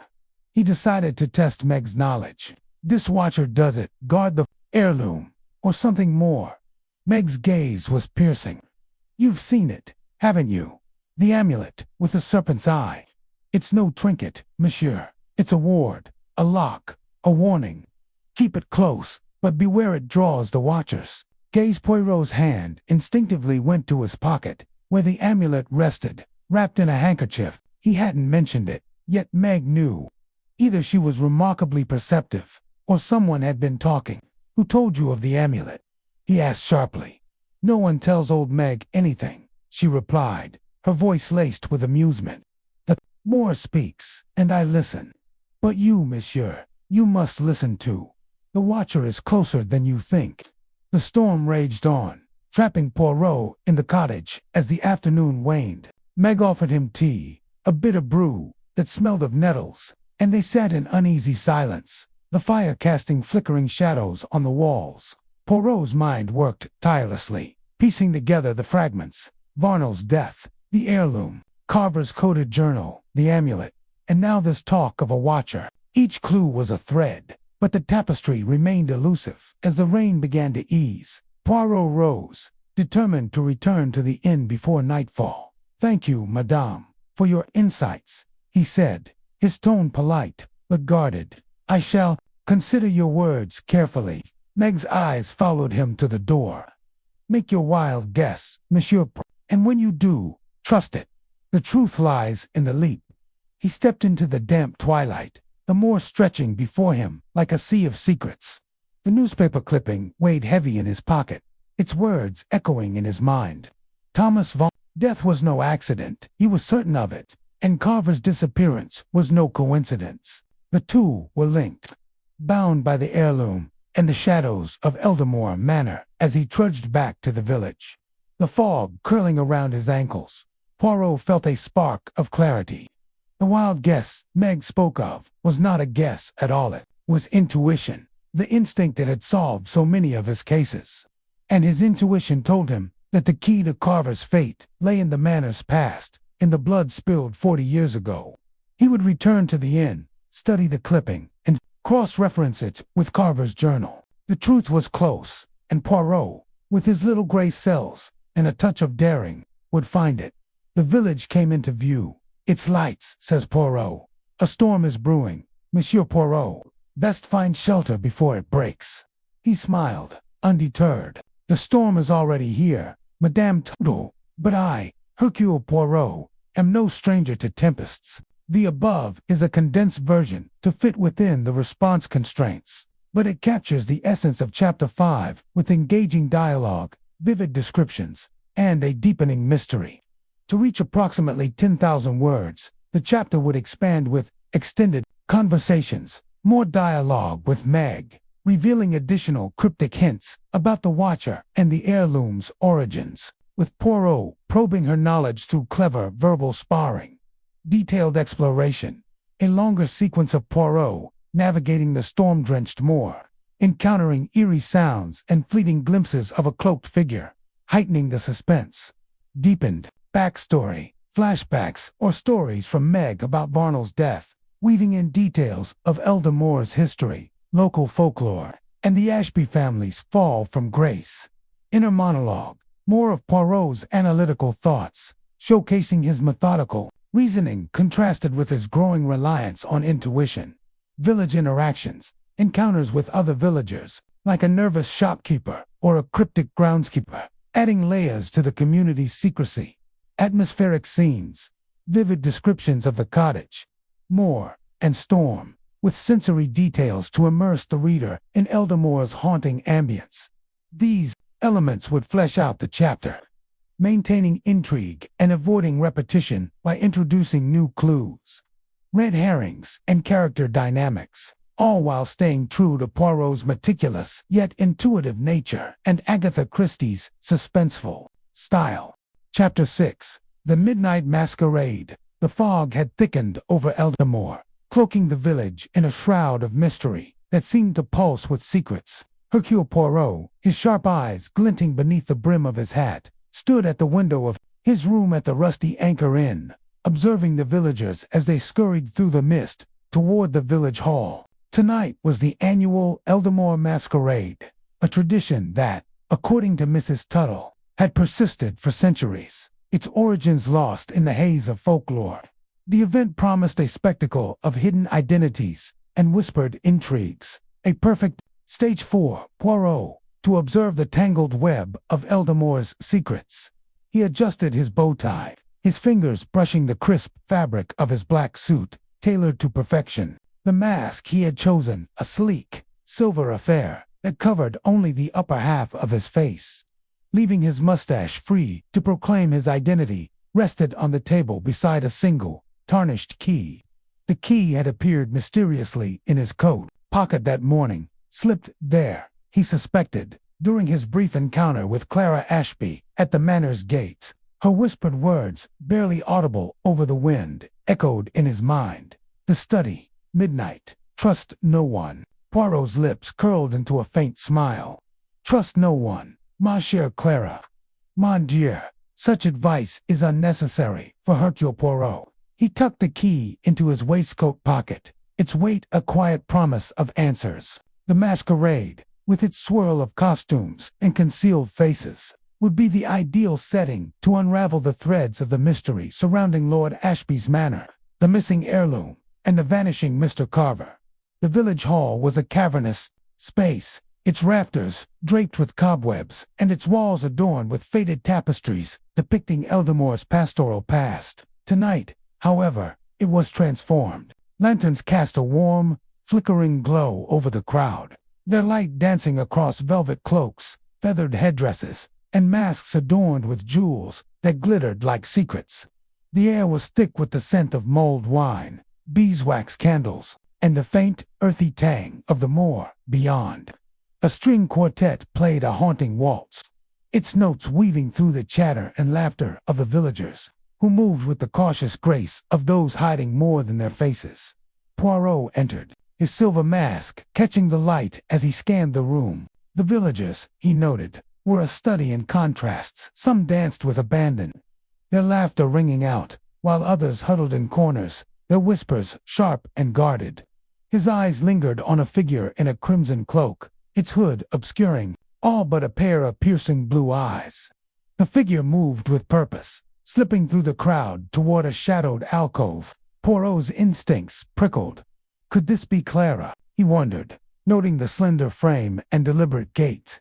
Before he could follow, a hand clapped his shoulder, startling him. He turned to find Mrs. Tuttle, her round face half hidden behind a peacock-feathered mask, her eyes gleaming with mischief. "Monsieur Poirot, I'd know that mustache anywhere, mask or no mask," she exclaimed, her voice carrying over the music. "Come, you must try the elderberry cordial. It's Eldamore's finest, brewed from berries picked under a full moon." Poirot inclined his head, his smile polite but guarded. "Madame Tuttle, you are, as always, the heart of this village's charm. But I wonder, do you know all your guests tonight? There are faces, or rather, masks, that seem unfamiliar." Her laughter faltered, and she leaned closer, her voice dropping to a conspiratorial whisper. "Oh, there's always strangers at the masquerade, monsieur, folks from the moors, or beyond, drawn by the lights and the music. But mark my words, some come for more than dancing." She gestured toward the crowd, her fingers brushing the air as if tracing an invisible thread. "Keep your eyes sharp. Not all masks hide just faces. Poirot's gaze followed her gesture, landing on a tall figure in a black domino mask, standing alone near the punch bowl. The man's posture was stiff, his gloved hands clenched at his sides, as if resisting the urge to flee. Interesting, Poirot thought, filing the observation away. He thanked Mrs. Tuttle and moved into the crowd, his steps measured, his senses alert. The waltz gave way to a livelier reel, and the dancers swirled in a kaleidoscope of color. Poirot navigated the edges of the room, his eyes darting from one masked figure to another. He spotted Lord Ashby, unmistakable, despite his golden lion mask, his broad shoulders and imperious stance betraying his identity. Ashby was deep in conversation with a woman in a green velvet gown, her mask adorned with ivy leaves. Their heads were bent close, their words inaudible, but their tension palpable. Poirot edged closer, pretending to admire a tapestry while straining to catch their words. "You mustn't speak of it here," Ashby hissed, his voice low but sharp. "Not tonight, not with him watching." The woman's reply was softer, almost pleading. "But Reginald, if we don't act soon, it'll be too late." The heirloom Ashby cut her off with a sharp gesture. "Enough, Beatrice. Leave it to me." He turned abruptly, striding toward the center of the room, leaving the woman Beatrice. Poirot noted standing alone, her hands twisting nervously. Poirot's mind raced. Beatrice. The name was new, yet her familiarity with Ashby suggested a close connection. A sister, a cousin, or perhaps something more. He made a mental note to investigate her further, but his thoughts were interrupted by a soft tug at his sleeve. He turned to find the crimson-cloaked figure, their blue eyes locked on his. "Monsieur." "Poirot," a voice whispered, unmistakably. "Clara's despite the mask. The study, now." Before he could respond, she pressed something cold and metallic into his hand, the key, identical to the one already in his pocket. She vanished into the crowd, her cloak a fleeting streak of red. Poirot's heart quickened. 2 keys, or had he misjudged the first?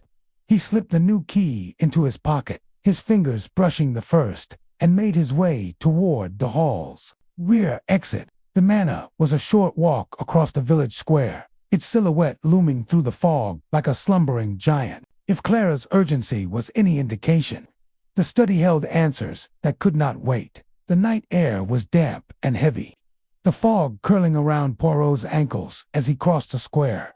The manor's gates stood open, unguarded, an invitation that felt more like a trap. He slipped inside, his footsteps muffled on the gravel path, and approached the manor's heavy oak door. Clara's key turned smoothly in the lock, and he stepped into the darkened foyer. The manor was silent, save for the distant tick of a grandfather clock. Poirot moved swiftly, his memory of the manor's layout guiding him through the labyrinthine corridors to the study. The door was unmarked, its wood polished to a gleam that reflected the faint moonlight filtering through a nearby window. He hesitated, his hand hovering over the keyhole. 2 keys, he thought. One from this morning, one from Clara. Which to use? He chose the first key, the one he'd found in his pocket that morning. It slid into the lock with a satisfying click, and the door swung open. The study was a cavern of shadows, its walls lined with bookshelves that stretched to the ceiling. A massive desk dominated the room, its surface cluttered with papers, an inkwell, and a single candle, unlit. Poirot lit the candle, its flame casting flickering shadows across the room. He began his search, his gloved fingers moving deftly through the papers, bills, ledgers, and invitations to local events, nothing out of the ordinary. But beneath a stack of correspondence, he found a leather-bound folder, its edges worn and stained. Inside were letters, their ink faded but legible, written in a hurried, angular hand. The first letter began, "Reginald, you cannot keep this buried forever. The truth about Edward's dealings will come to light, and when it does, the Ashby name will be ruined. The heirloom is more than a trinket, it's proof. Destroy it, or I will." The signature was a single initial, B. Beatrice, Poirot deduced, his pulse quickening. Edward, he recalled, was Ashby's late brother, whose death had been mentioned in whispers during his dinner at the manor. The letter, hinted at a scandal, one tied to the missing heirloom Clara had argued about. He read on, the letters growing more desperate, detailing a scheme involving Edward Ashby and a business partner named Victor Harrow. The name struck a chord. Dr. Harrow, the village doctor, had been mentioned by Mrs. Tuttle as a figure of quiet influence. The letter suggested Harrow had betrayed Edward, leading to his financial ruin and ultimately his death. The heirloom, it seemed, was no mere family treasure but a key to exposing this betrayal. Poirot's thoughts were interrupted by a faint creak from the corridor. He extinguished the candle, plunging the room into darkness, and pressed himself against the wall beside the door. Footsteps approached, slow and deliberate, pausing just outside the study. The handle turned, and the door inched open, revealing a sliver of moonlight and the silhouette of a masked figure. Who is there?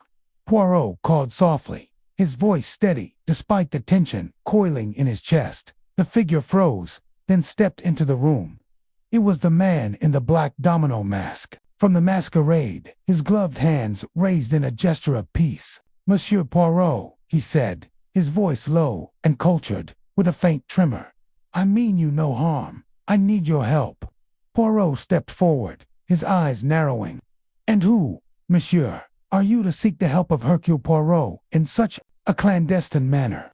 The man hesitated, then reached up and removed his mask, revealing a face pale and lined with worry. My name is Victor Harrow, he said, confirming Poirot's suspicions. I know you're investigating the manor, the heirloom, and Carver's disappearance.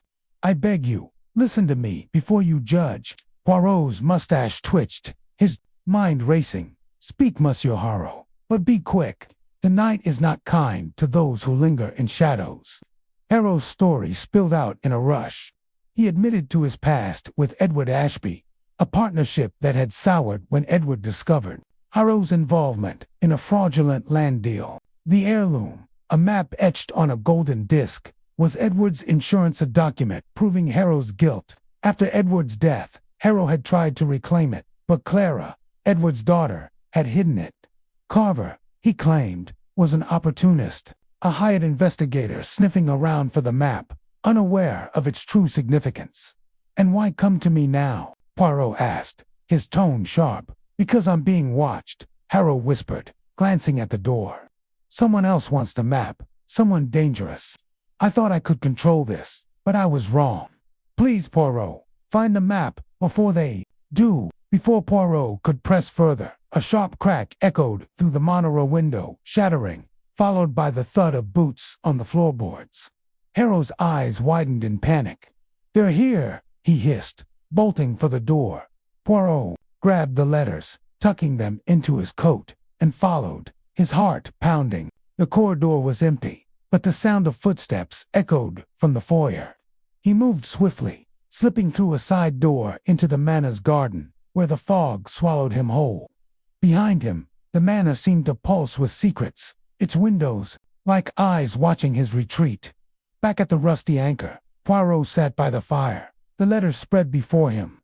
The masquerade had been a revelation, not only of the heirloom's true nature, but of the players in this intricate game.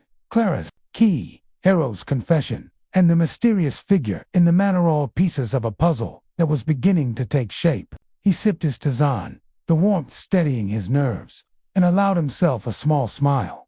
The night, he murmured, has been most illuminating. Hercule Poirot is satisfied. For now, the truth draws near. He closed his eyes, the flicker of the firelight dancing across his silver mask, and began to weave the threads of Eldamore's mystery into a tapestry only he could unravel. Chapter 7. The Phantom Footprints. The mist clung to Eldamore like a jealous lover, wrapping the village in a shroud that muffled sound and blurred edges. Hercule Poirot stood at the edge of Eldamore Manor's sprawling lawn, his polished shoes sinking slightly into the damped grass. Dawn had barely broken, and the air carried the sharp bite of autumn. He adjusted his overcoat, his sharp eyes tracing the faint, muddy footprints that snaked from the manor's rear entrance toward the shadowy grove beyond. The prints were fresh, irregular, as if their maker had been in a hurry or fleeing something. Monsieur, what secrets do you hide, Eldamore? Poirot murmured, his breath visible in the chill. The manor loomed behind him, its ivy-choked walls silent but watchful, as if guarding the truths he sought. The events of the past day's Carver's disappearance, the cryptic journal, the amulets, eerie glow had woven a tapestry of intrigue, and these footprints were the latest thread. He knelt, inspecting the tracks. They were deep at the heel, suggesting weight or haste, and smeared at the edges, as though the ground had been slick with rain. A man's boots, he deduced, size 10 perhaps, with a distinctive worn patch on the left sole. Poirot rose, his mustache twitching as he considered his next move. The grove, a tangle of ancient oaks and twisted yews, lay a quarter-mile off, its silhouette barely visible through the fog. The villagers spoke of it in hushed tones, calling it the Witch's Hollow, a place where old superstitions lingered like the mist itself. Poirot, ever the rationalist, dismissed such tales, but the footprints leading there were undeniable. He set off, his cane tapping a steady rhythm against the earth. The path to the grove was narrow, bordered by gnarled roots that seemed to claw at the ground. The footprints grew fainter as the grass gave way to mud, then reappeared, stark against a patch of bare soil. Poirot paused, noting a second set of tracks, smaller, lighter, perhaps a woman's, merging briefly with the first, before veering off toward a cluster of hawthorn bushes. "Interesting," he said softly. "Two people, one pursuit, or a meeting gone wrong." His mind raced, piecing together possibilities as he entered the grove. The air grew heavier, thick with the scent of damp moss and decaying leaves. The trees closed in, their branches forming a canopy that dimmed the weak morning light. The footprints led to a clearing, where a circle of flat stones surrounded a patch of disturbed earth. Poirot's pulse quickened. The soil was freshly turned, the edges uneven, as if someone had dug in haste. He glanced around, senses sharp. The grove was silent, save for the distant caw of a crow. Yet he felt it, the prickle of being watched. He knelt again, brushing away loose dirt with gloved hands. The earth yielded easily, revealing a wooden box, no larger than a bread box. Its surface weathered, but intact.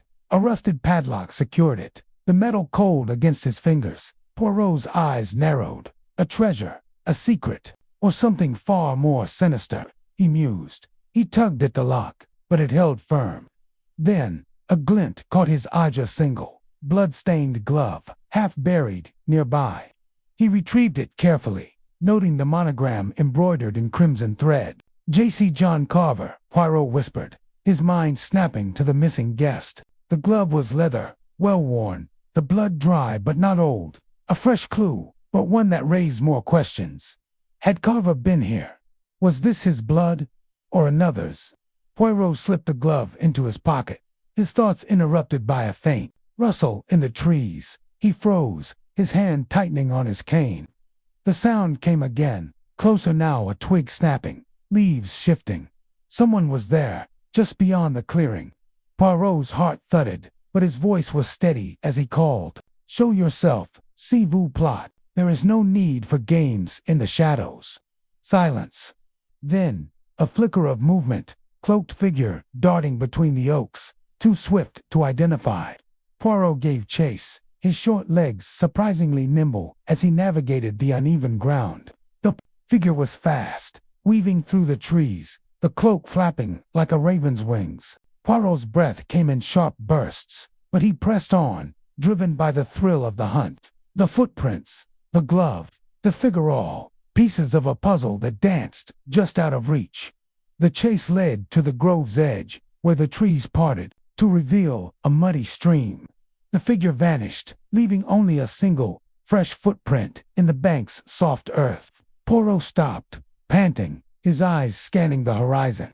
The mist had thickened, swallowing any trace of his quarry. "C'est dommage," he muttered, frustrated but undeterred. He examined the footprint, identical to the first set, the worn sole unmistakable.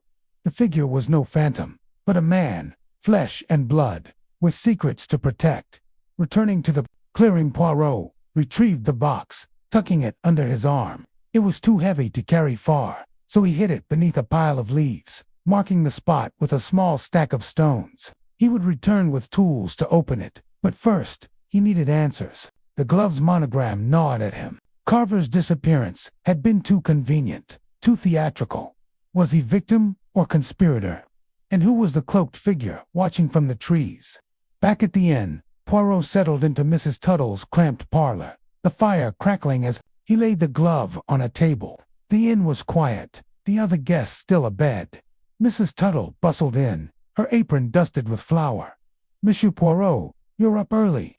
Found anything in that fog?" Her tone was cheerful, but her eyes flicked to the glove, a shadow crossing her face. "Perhaps," Madame Tuttle, Poirot said, his voice light but probing. "This glove, it is familiar to you, Nan." He held it up, watching her closely, thought her. Hands faltered, dropping a spoon.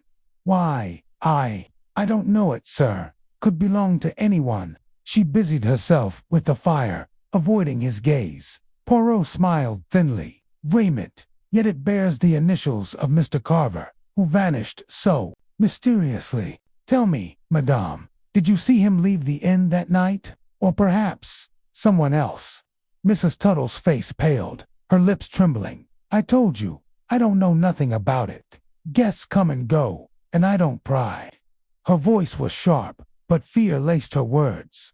Poirot leaned forward, his eyes piercing. "Madame, the truth is like a stubborn stain. It does not vanish with denial. You saw something, man, perhaps, in a cloak, arguing with Carver." Her hands twisted in her apron. "You're fishing, monsieur. I've got work to do." She turned to leave, but Poirot's voice stopped her. "A moment, madame. If you know nothing, then why does your face betray you?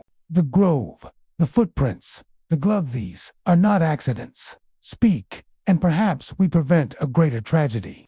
Mrs. Tuttle hesitated, her shoulders slumping. "All right," she whispered, glancing at the door. "I saw something. That night, Carver left. I was closing up. I heard voices outside, angry ones. Carver was with someone, a tall man in a cloak. They were arguing about a debt, I think. I couldn't hear clear, but it sounded heated. Then they were gone, into the fog." Poirot's mustache twitched. "A debt, you say? And this cloaked man, did you see his face?" "No, sir. It was too dark, and I didn't want trouble. I shut the door and went to bed." She wrung her hands. "I shouldn't have said nothing. You won't tell, will you?" "Your secret is safe with Poirot," he assured her, though his mind was already racing. A cloaked figure, a debt, a blood-stained glove. The threads were tightening. He thanked Mrs. Tuttle and retired to his room, where he spread a sheet of paper and began sketching a timeline. The timeline was meticulous, each event a dot connected. By suspicion, Carver's arrival, his disappearance, the coded journal, the amulet, the footprints, the glove. The cloaked figure was the key. But who? Lord Ashby. Unlikely. His nervous demeanor suggested fear, not cunning. Clara, her cryptic warnings hinted at knowledge, but not violence.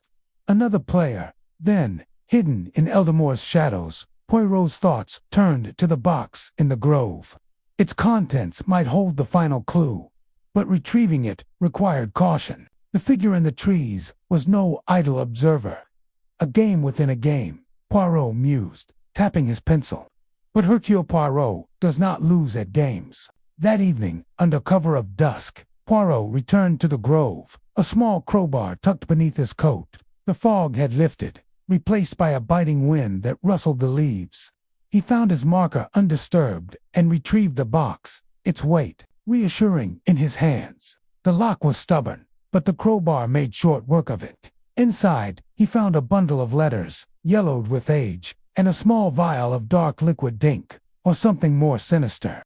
The letters were addressed to a Mr. E. Harrow, a name unfamiliar but intriguing. They spoke of a business deal gone sour, a betrayal that cost a man his life. Poirot's eyes gleamed. Infant, the puzzle takes shape. The vial, when uncorked, released a faint metallic scent, blood, diluted but unmistakable. He sealed it carefully, his mind alight with possibilities. As he closed the box, a shadow moved at the clearing's edge. Poirot spun, crowbar raised, but the figure was gone, leaving only the echo of footsteps fading into the night. He stood motionless, heart pounding, yet a smile curved his lips.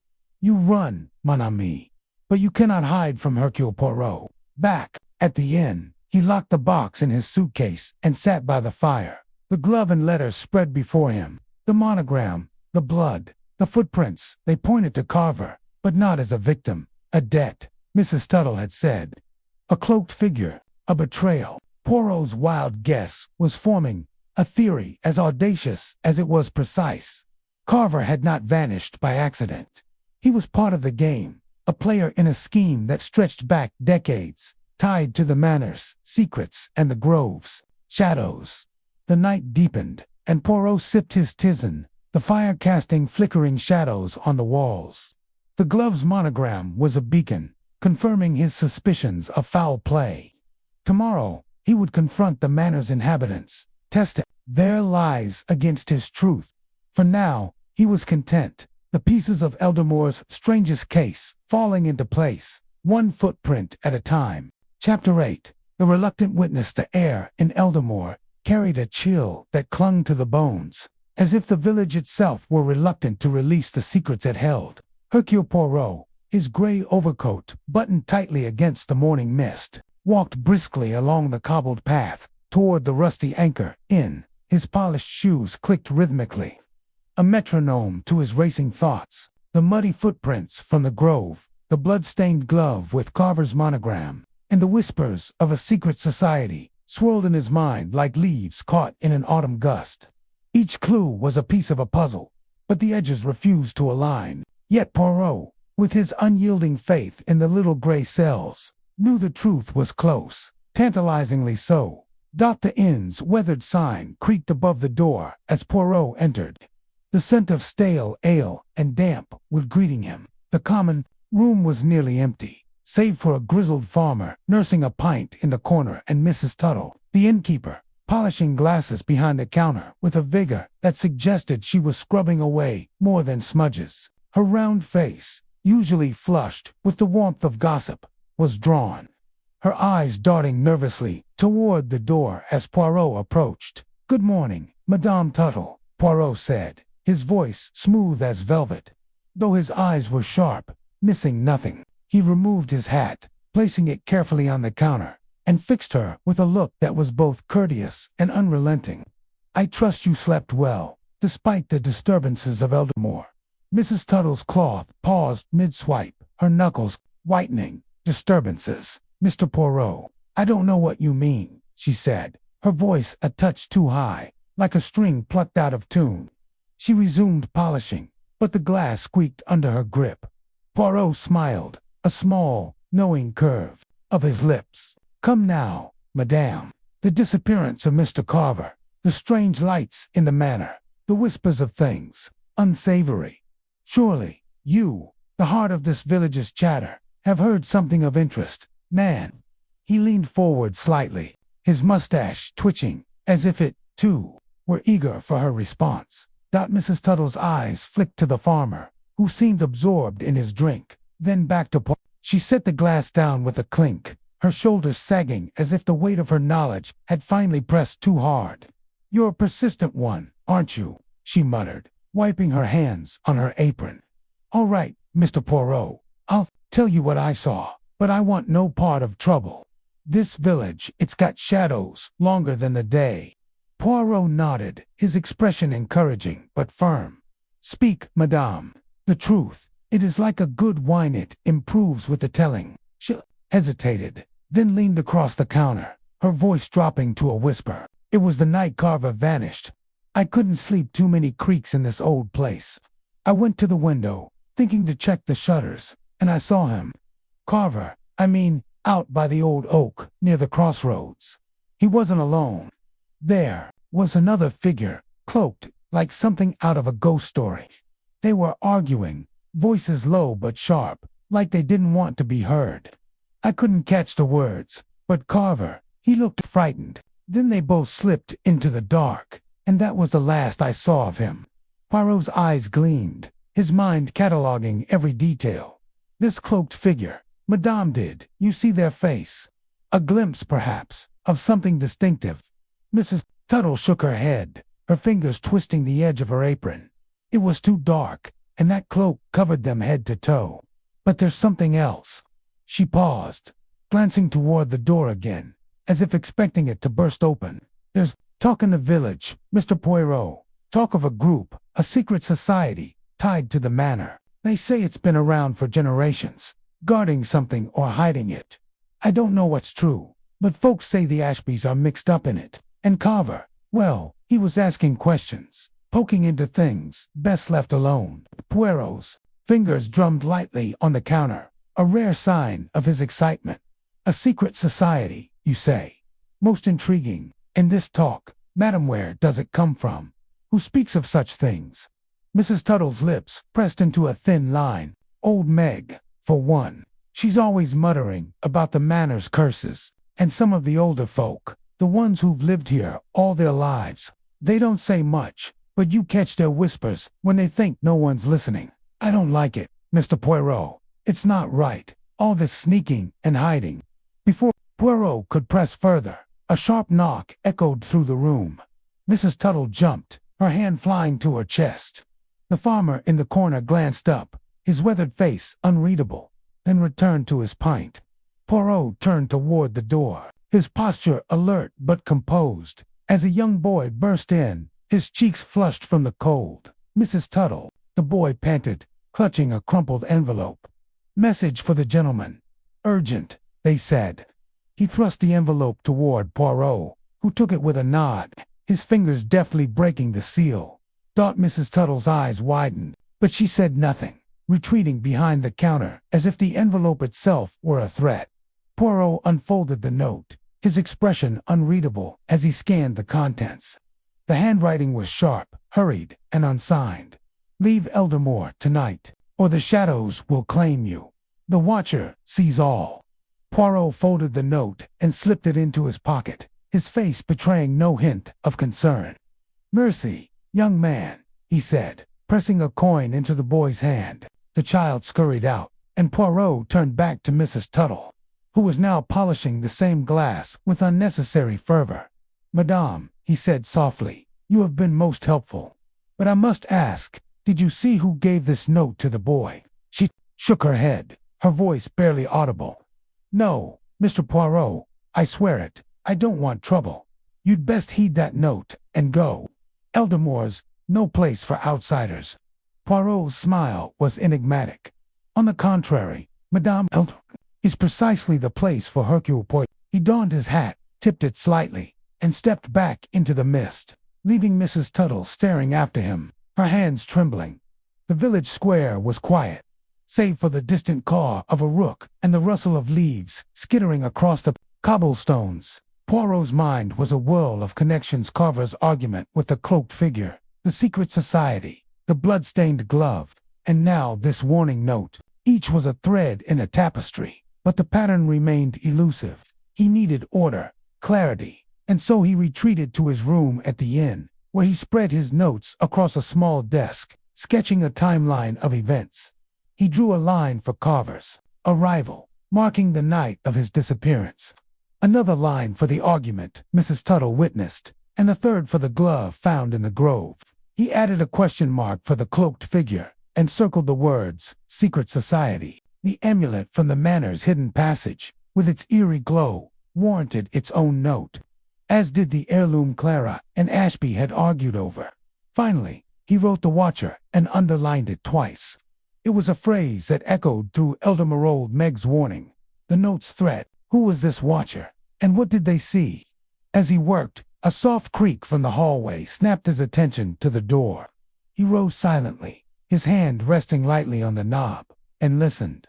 Another creak, deliberate, as if someone were testing the floorboards. Poirot opened the door a crack, peering into the dim corridor.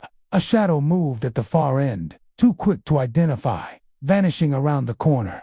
He considered pursuit, but thought better of it. The Watcher, it seemed, was watching him, returning to his desk. Poirot's gaze fell on the timeline, and a spark of satisfaction flickered within him. The secret society was the key, he was certain. It tied the manor, Carver's disappearance, and the village's unease together. But he needed more proof, not whispers. And so, he resolved to visit old Meg again, her riddles now more vital than ever. The path to old Meg's cottage wound through a copse of gnarled trees, their branches clawing at the sky like skeletal fingers. The mist had thickened, curling around Poirot's ankles as he approached the crooked dwelling. Smoke curled from the chimney, and the faint scent of herbs, lavender, perhaps, and something sharper hung in the air. He knocked, and the door creaked open almost at once, revealing old Meg's weathered face, her eyes sharp as flint despite her age. "Back so soon, Mr. Poirot," she said, her voice a dry rasp. "The cards told me you'd come, but they didn't say why." She stepped aside, gesturing to a cluttered room, lit by a single candle. The walls were lined with shelves of jars, their contents glinting in the flickering light-dried leaves. Bones and things Poirot chose not to examine too closely. "I seek clarity, Madame Meg," Poirot said, seating himself at a rickety table. "You spoke of a watcher, of a tragedy tied to the Ashbys. Now I hear of a secret society. Tell me what you know, and do not hide behind riddles this time." Old Meg chuckled, a sound like dry leaves crunching. "Riddles are all I've got, little man. The truth's too heavy for plain words." She shuffled a deck of worn tarot cards, her gnarled fingers deft. "But I'll give you what I can. The Ashbys, they've got blood on their hands. Old blood. A betrayal, years back, when the manor was more than a crumbling heap. A man died a partner, they said, but he was more. Family, maybe, or close as the society. They call themselves the Order of the Veil. They guard the manor's secrets, and they don't take kindly to strangers sniffing about." Poirot leaned forward, his eyes narrowing. "And Carver, was he a threat to this order?" Meg's hand stilled, the cards forgotten. "Carver was no fool. He came here with questions, same as you. Asked about the manor, the Ashbys, the lights in the fog.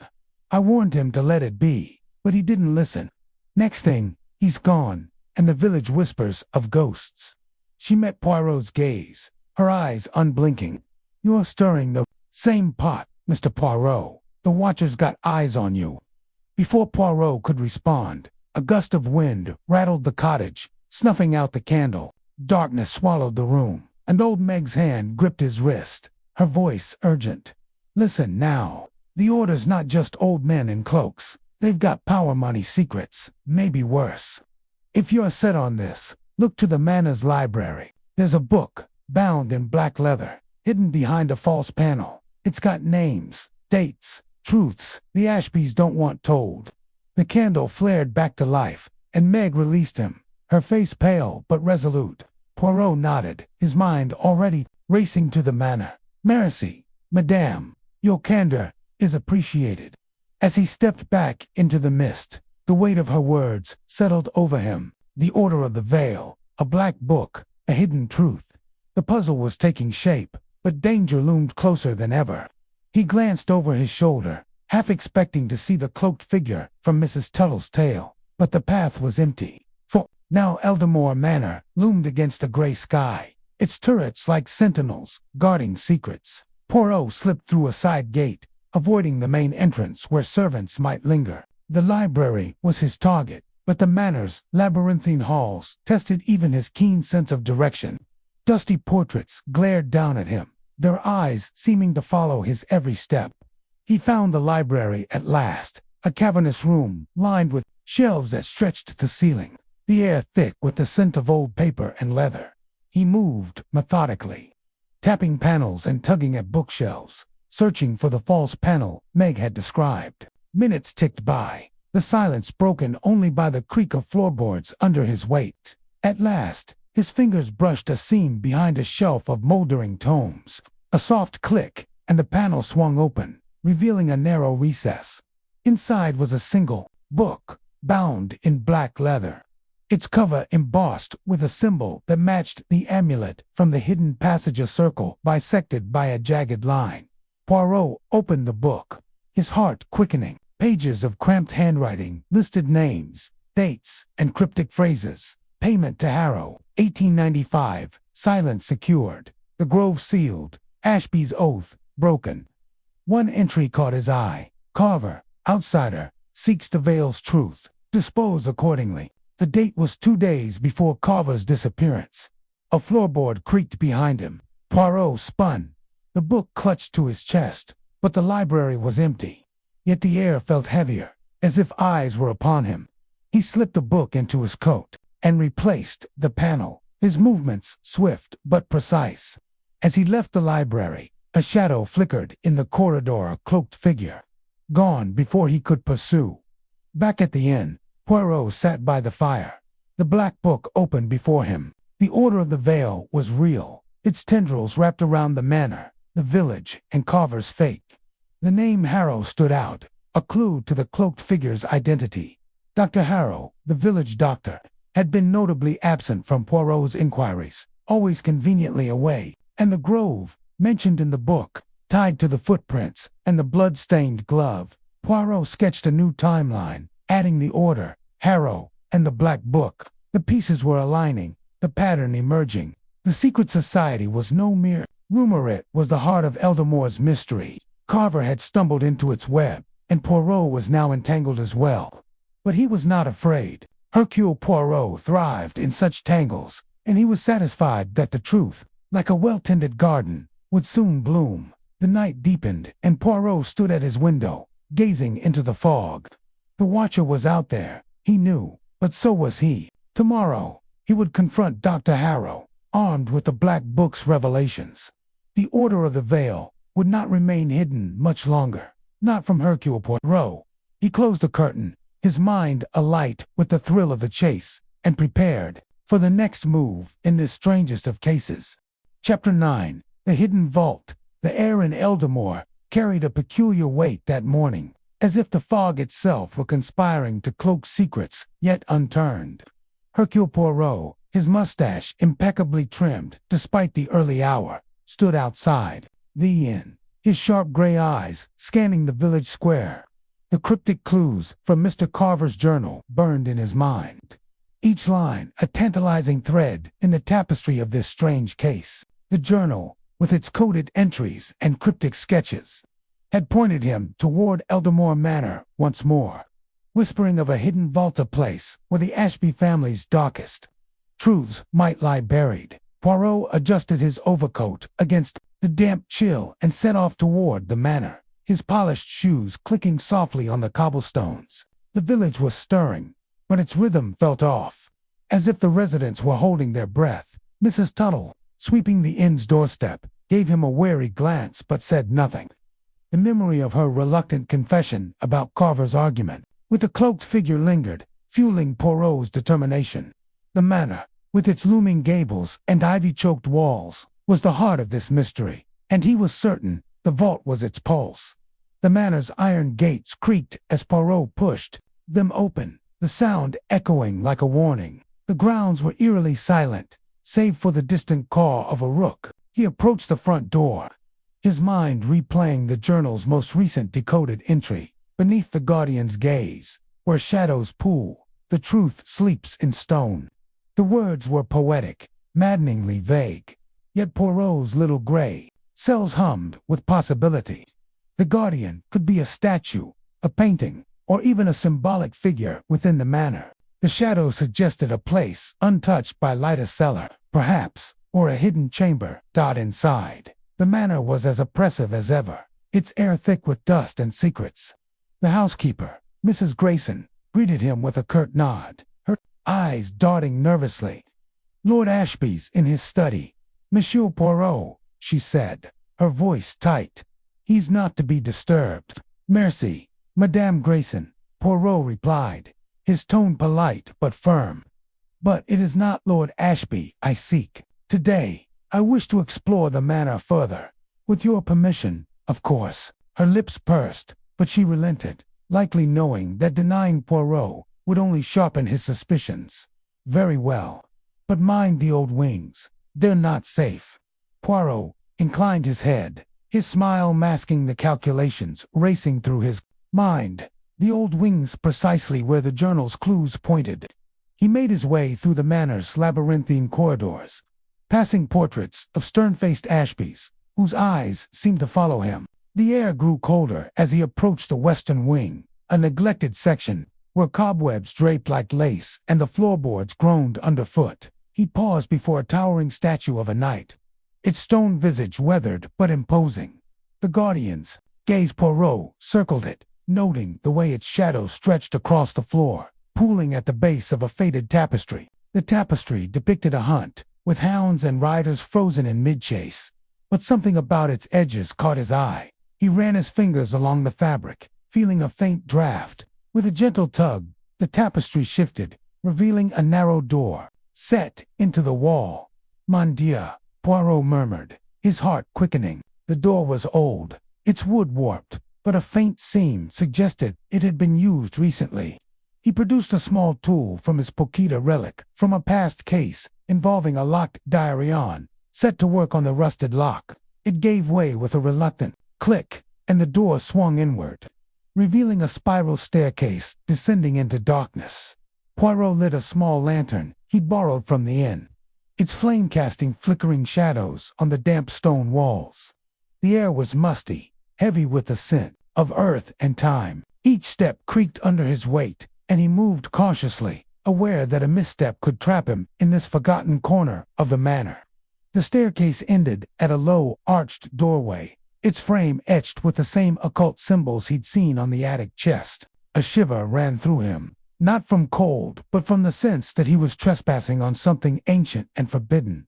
Beyond the doorway lay a small chamber, its walls lined with crumbling shelves. At its center stood a stone pedestal, and atop it, a heavy iron grate embedded in the floor. Poirot knelt, examining the grate. It was secured with a complex lock, its mechanism unlike any he'd encountered. The journal's words echoed again, "The truth sleeps in stone." This was the vault, he was certain, but opening it would require more than his usual finesse. He turned to the shelves, scanning for clues.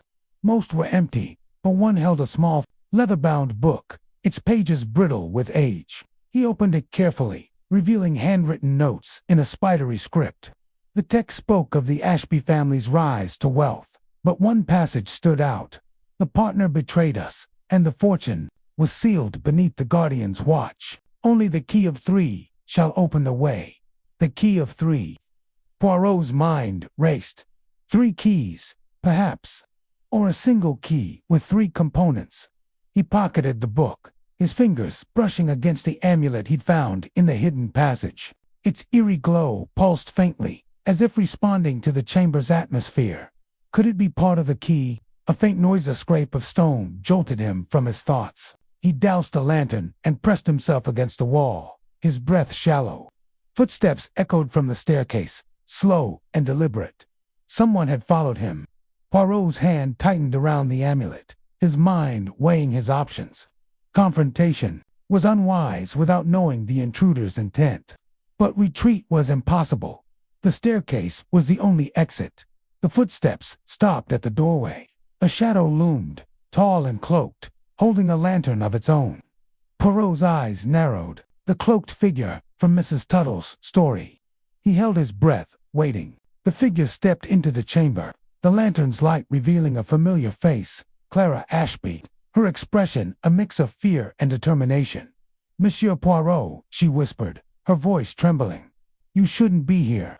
"And yet, Mademoiselle Clara, here I am," Poirot replied, stepping into the light. "And you, it seems, have secrets of your own. Why do you follow me?" Clara hesitated, her eyes darting to the grate. I wanted to warn you. This place isn't safe. The vault, it's cursed." Poirot raised an eyebrow. "Cursed? A convenient word, mademoiselle. But I prefer facts. What is in this vault that frightens you so?" She bit her lip, her hands twisting together. "It's not what's in it, what it means. My uncle, he's not what he seems.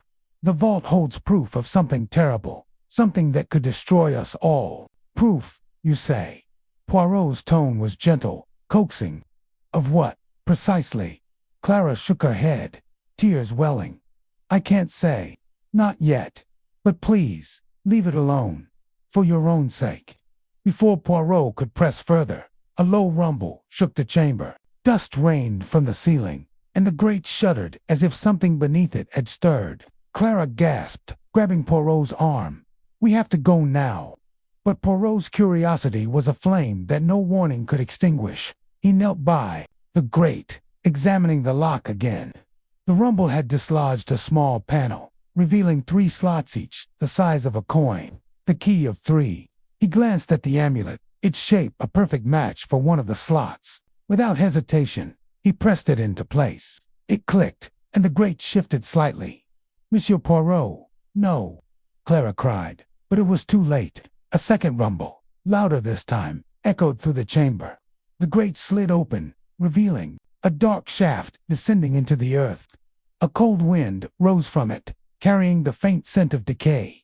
Poirot peered into the abyss, his lantern barely piercing the gloom. "Mademoiselle, if you know what lies below, now is the time to speak." Clara's face was pale, her voice barely a whisper. It's where he died, my father. Uncle Reginald's brother. He was betrayed, and they hid the truth down there." Poirot's eyes gleamed. Betrayed by whom? But before Clara could answer, a sharp clang echoed from above.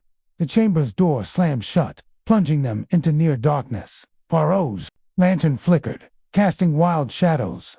Clara stifled a scream, and Poirot's hand went to his pocket, where he kept a small but sturdy knife, another relic from a past case.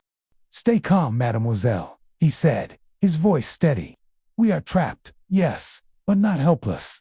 Whoever closed that door wishes to keep us from the truth, and that I cannot allow." He relit the lantern, its light revealing Clara's tear-streaked face. "They'll kill us," she whispered. "Like they killed him." Poirot placed a reassuring hand on her shoulder. "No one shall kill Hercule Poirot, mademoiselle. Now, tell me everything you know about this vault, every detail." Clara took a shaky breath, then began. "My father was a partner in a business venture with a man named Victor Harrow. They found something valuable, or artifacts, maybe gold. But Harrow wanted it all.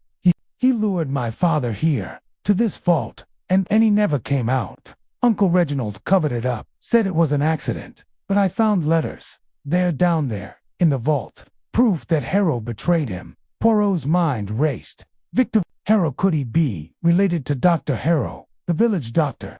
The pieces were falling into place, but the puzzle was far from complete. "And the heirloom?" he asked. "The missing object you and your uncle argued about." "It's the key to the fortune," Clara said. "A map, hidden in a disc. My father made it, but Uncle Reginald hid it after everything." Poirot nodded, his thoughts aligning like stars in a constellation.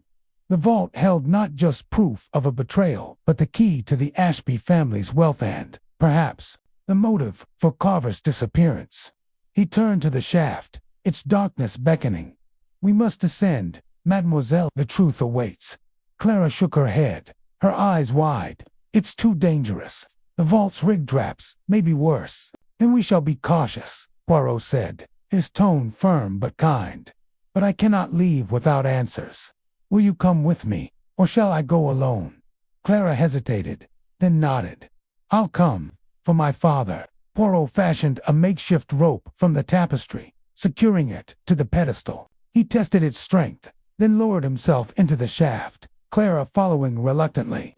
The descent was slow, the walls slick with moss. At the bottom, they found a narrow tunnel, its ceiling low and oppressive. Poirot's lantern revealed carvings on the walls, more occult symbols, intertwined with scenes of betrayal and greed. The tunnel opened into a larger chamber, its floor littered with broken crates and rusted tools. At its center stood a stone table, and on it, a stack of yellowed documents bound with twine. Poirot approached, his heart pounding. The documents were letters, contracts, and ledgers, all bearing the names of Reginald Ashby, his brother Thomas, and Victor Harrow. One letter, written in Thomas's hand, detailed Harrow's plan to seize the artifacts for himself, luring Thomas to the vault under false pretenses. "Monsieur," Poirot whispered, his fingers tracing the faded ink. "This is the proof you spoke of, mademoiselle. Your father was murdered, and your uncle knew." Clara's eyes filled with tears. "He let Harrow walk free, for the family's reputation." Before Poirot could respond, a grinding noise filled the chamber. The walls shuddered, and a section of the ceiling began to lower. Dust and pebbles, raining down, a trap, just as Clara had feared. Poirot grabbed the documents, shoving them into his coat. Quickly, mademoiselle. Back to the tunnel. They scrambled back, the ceiling dropping faster. Poirot pushed Clara ahead, his heart racing as a stone grazed his shoulders. They reached the shaft, just as the chamber sealed shut. The rope, still dangling. Poirot helped Clara climb, his own ascent slower but steady. They emerged in the upper chamber, breathless but unharmed. The documents clutched tightly. Poirot dusted off his coat, his composure returning. "We have what we came for, mademoiselle, proof of Harrow's betrayal, and perhaps the key to Mr. Carver's disappearance. But we must be cautious. Someone did not wish us to leave this vault alive." Clara nodded, her face pale but resolute. "What now?" "Now," Poirot said, his eyes gleaming. "We return to the light, and we prepare. The truth is near, but so is the danger." They ascended the staircase, the trapped door, now mysteriously ajar. Poirot stepped into the manor's corridor, his mind already plotting the next move. The vault had yielded its secrets, but the game was far from over. Someone, Harrow, perhaps, or another player yet unseen, had tried to bury the truth, and Poirot would not rest until every shadow was illuminated. Chapter 10. The strangers returned. The fog hung low over Eldamore, a thick silvery shroud that clung to the cobblestones and muffled the world in a conspiratorial hush. Hercule Poirot stood at the window of his room, at the rusty anchor in his sharp eyes, tracing the indistinct shapes of villagers moving through the mist, like specters in a dream. The village had been abuzz since dawn, whispers of the mysterious Mr. Carver's return rippling through the narrow streets. His sudden reappearance, after days of absence, had set tongues wagging and suspicions flaring. To Poirot, it was a puzzle piece that refused to fit, a jagged edge in the otherwise meticulous mosaic of his investigation. Carver had stumbled into the village square just after sunrise, his coat tattered and his face gaunt, claiming he'd been lost in the treacherous moors. The villagers, ever wary of outsiders, had greeted his tale with skepticism, their eyes darting to one another as if sharing an unspoken verdict. Poirot, however, was not so easily swayed by theatrics.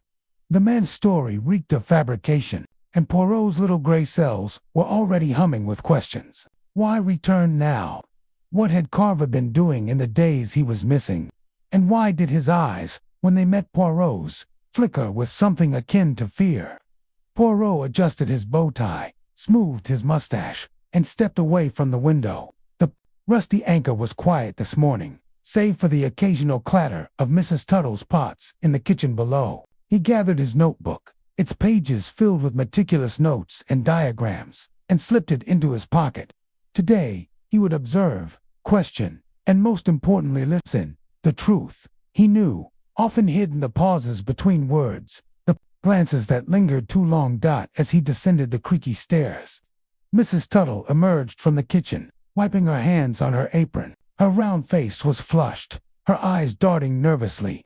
"Monsieur Poirot," she said, her voice a touch too bright, "you'll be wanting breakfast, I expect. Or are you off to poke about in our troubles again?" Poirot offered a polite smile, his head tilting slightly. "Madame Tuttle, it is not the troubles I seek, but the truth that hides behind them. Tell me, what do you make of this, Mr. Carver's return? You have the ear of the village, Nan." Mrs. Tuttle's hand stilled, and for a moment, her gaze flickered toward the door. "He's a queer one, that Carver. Says he was lost, but I've lived here 40 years, and those moors don't swallow a man whole unless he wants to be swallowed. Mark my words, he's hiding something." Poirot nodded, his expression unreadable. "A most astute observation, Madame. I shall keep it in mind." He stepped out into the fog, his polished shoes clicking against the damp stones. The village square was a short walk, and already a small crowd had gathered near the ancient oak that marked its center. Carver stood among them, his lean frame wrapped in a borrowed coat, his dark hair plastered to his forehead. He was speaking animatedly, his hands gesturing as he recounted his ordeal to a cluster of villagers. Poirot lingered at the edge, his keen eyes taking in every detail, the way Carver's fingers twitched, the slight hesitation before certain words, the way his gaze darted toward the manor on the hill. And then, Carver was saying, his voice carrying a theatrical edge, I stumbled upon a stream, barely visible in the fog. I followed it, thinking it might lead me back to civilization. Hours, I tell you, hours of wandering in that cursed mist. A burly farmer, his arms crossed, snorted. You're saying you survived 3 days out there, with no food, no shelter. Sounds a tall tale to me. Carver's smile faltered, but he recovered quickly. I'm a resourceful man, Mr. Jenkins. A bit of luck and a strong will. That's all it takes. Poirot stepped forward, his presence drawing every eye. Monsieur Carver, he said, his voice smooth as velvet, it is a remarkable tale. Indeed, perhaps you would indulge Hercule Poirot with a few questions. For clarity, you understand. Carver's eyes narrowed, but he nodded. Of course, Mr. Poirot. I've nothing to hide. The crowd parted, sensing the weight of the moment. Poirot clasped his hands behind his back, pacing slowly. You say you were lost in the moors, yet your boots, they are remarkably clean. For a man who has wandered through mud and bracken, and your coat torn. Yes, but the tears are curiously precise, almost as if made by a blade, rather than nature's hand. Curious Nan, a murmur rippled through the crowd. Carver's jaw tightened, but he forced a laugh. You're a sharp one, Mr. Poirot. The stream, as I said, washed the mud away. As for the coat, I caught it on some thorns. Nothing sinister about it. Poirot's mustache twitched, a faint sign of amusement. Thorns, you say? Most interesting. And yet, you carry no scratches, no signs of such an encounter. The moors, they are not so forgiving, I think. Before Carver could respond, a new voice cut through the fog. Enough of this nonsense. Lord Reginald Ashby strode into the square, his cane tapping sharply against the stones. His face was flushed with anger, his eyes blazing as they fixed on Carver. This man is a fraud, and I'll not have him spreading lies in my village. The crowd gasped, and Poirot's gaze sharpened. Ashby's outburst was unexpected, a crack in the nobleman's usually composed demeanor. Clara, his niece, appeared at his side, her face pale but her eyes fierce. Uncle, please, she whispered, tugging at his sleeve, but Ashby shook her off. Fraud. Carver's voice was cold now, his earlier charm replaced by a steely edge. You dare call me that, Ashby, when it's you who's been fleecing this village for years, hiding behind your title and your manor. The accusation hung in the air like a thunderclap. The villagers exchanged uneasy glances, their whispers growing louder. Poirot's eyes flicked between Carver and Ashby, then to Clara, who stood frozen, her hands clenched at her sides. There it was, a glance, fleeting but unmistakable, between Carver and Clara, a shared secret, perhaps, or something more. Gentlemen, Poirot said, raising a hand, this is not the place for such accusations. Monsieur Carver, perhaps you would accompany me to the inn. There, we may discuss your adventure in private. And you, Lord Ashby, I would be most grateful for a word later. Ashby's chest heaved, but he nodded curtly. Carver, after a moment's hesitation, followed Poirot, the crowd parting to let them pass.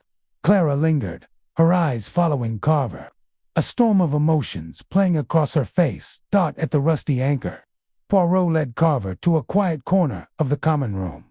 Mrs. Tuttle bustled over with tea, her curiosity barely concealed, but Poirot waved her away with a polite smile. He settled into a chair, his posture impeccable, and gestured for Carver to sit. Now, Monsieur Carver, Poirot began, his tone deceptively mild. Let us speak plainly. Your story, it is a fine one, but it does not hold together.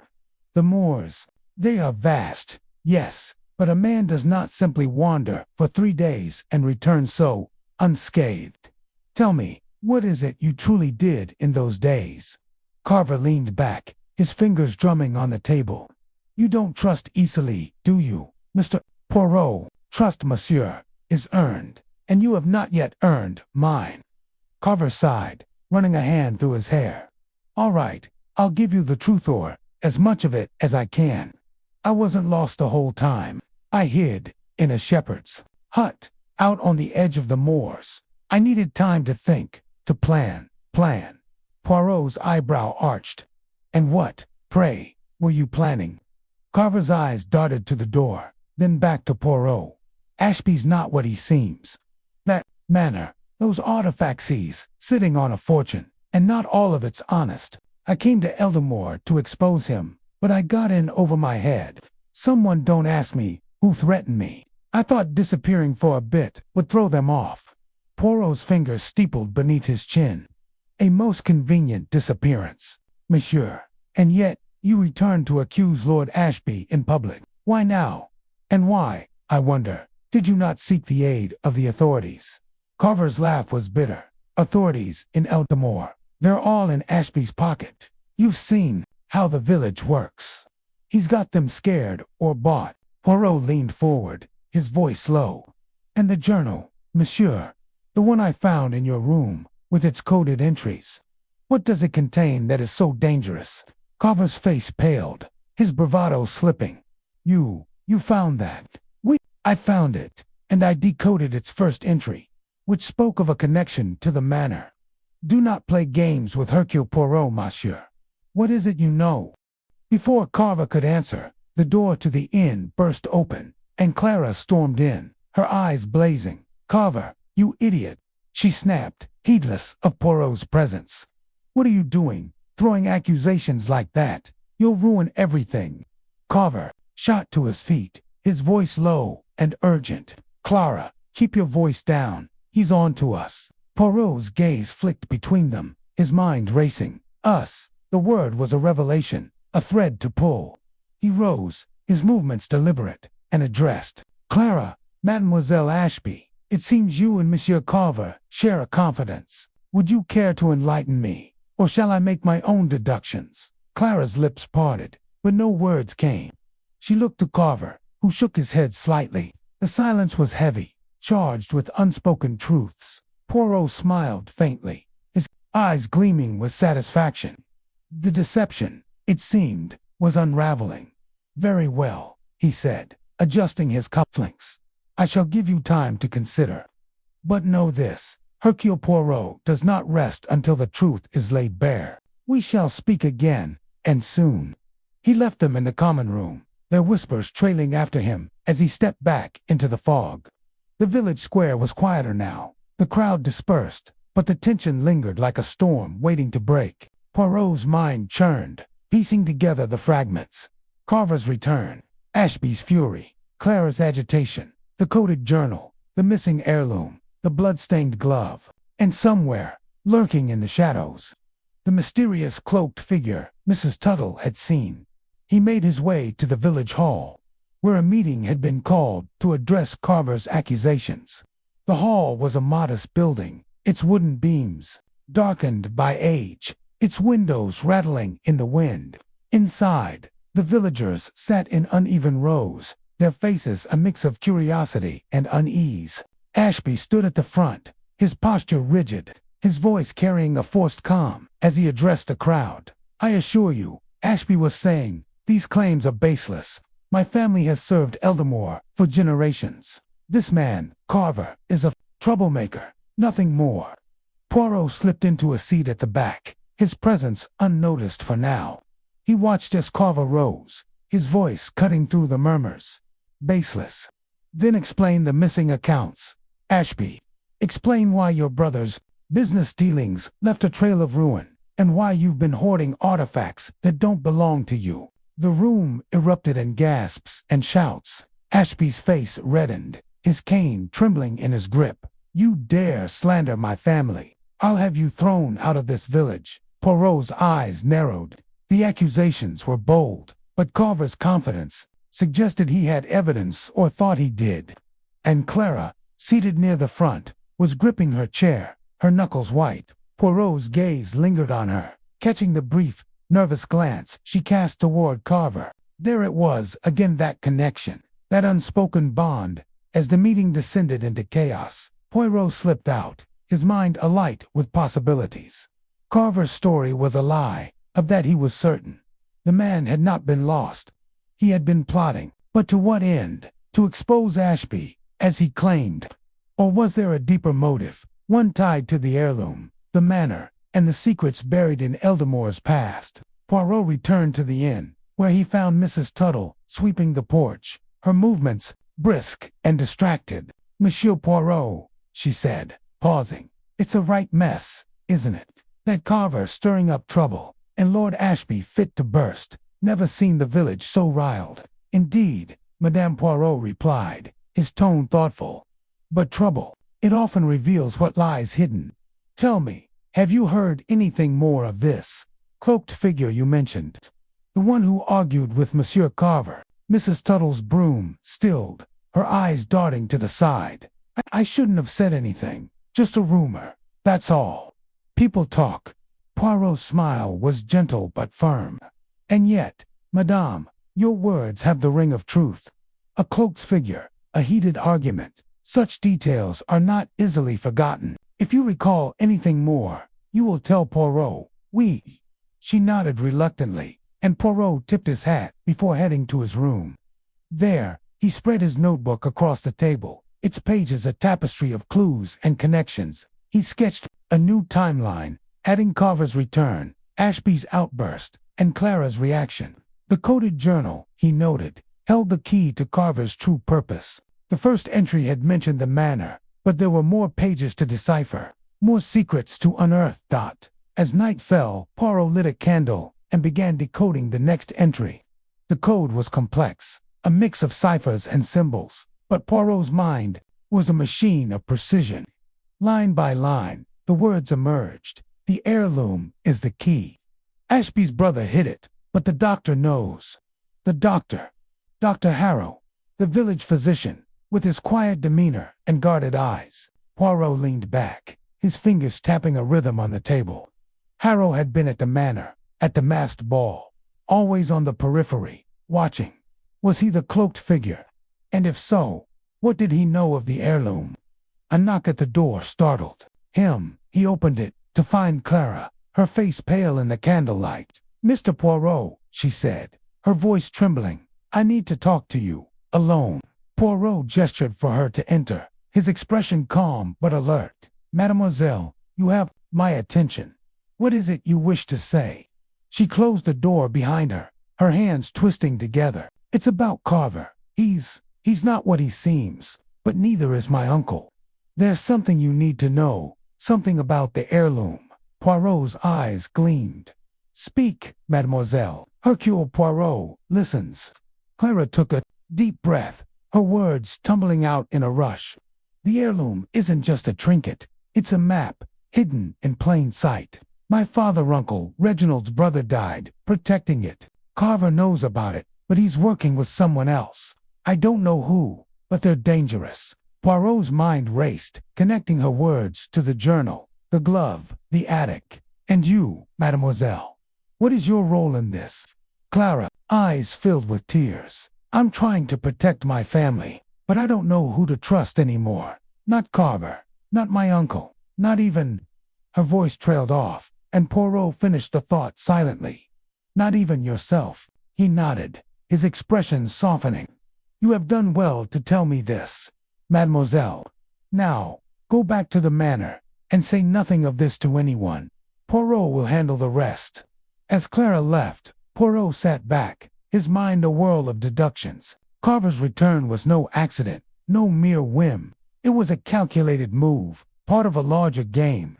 The heirloom, the map, the fortunate all pointed to a conspiracy deeper than he'd imagined. And Dr. Harrow, it seemed, was the next piece to examine.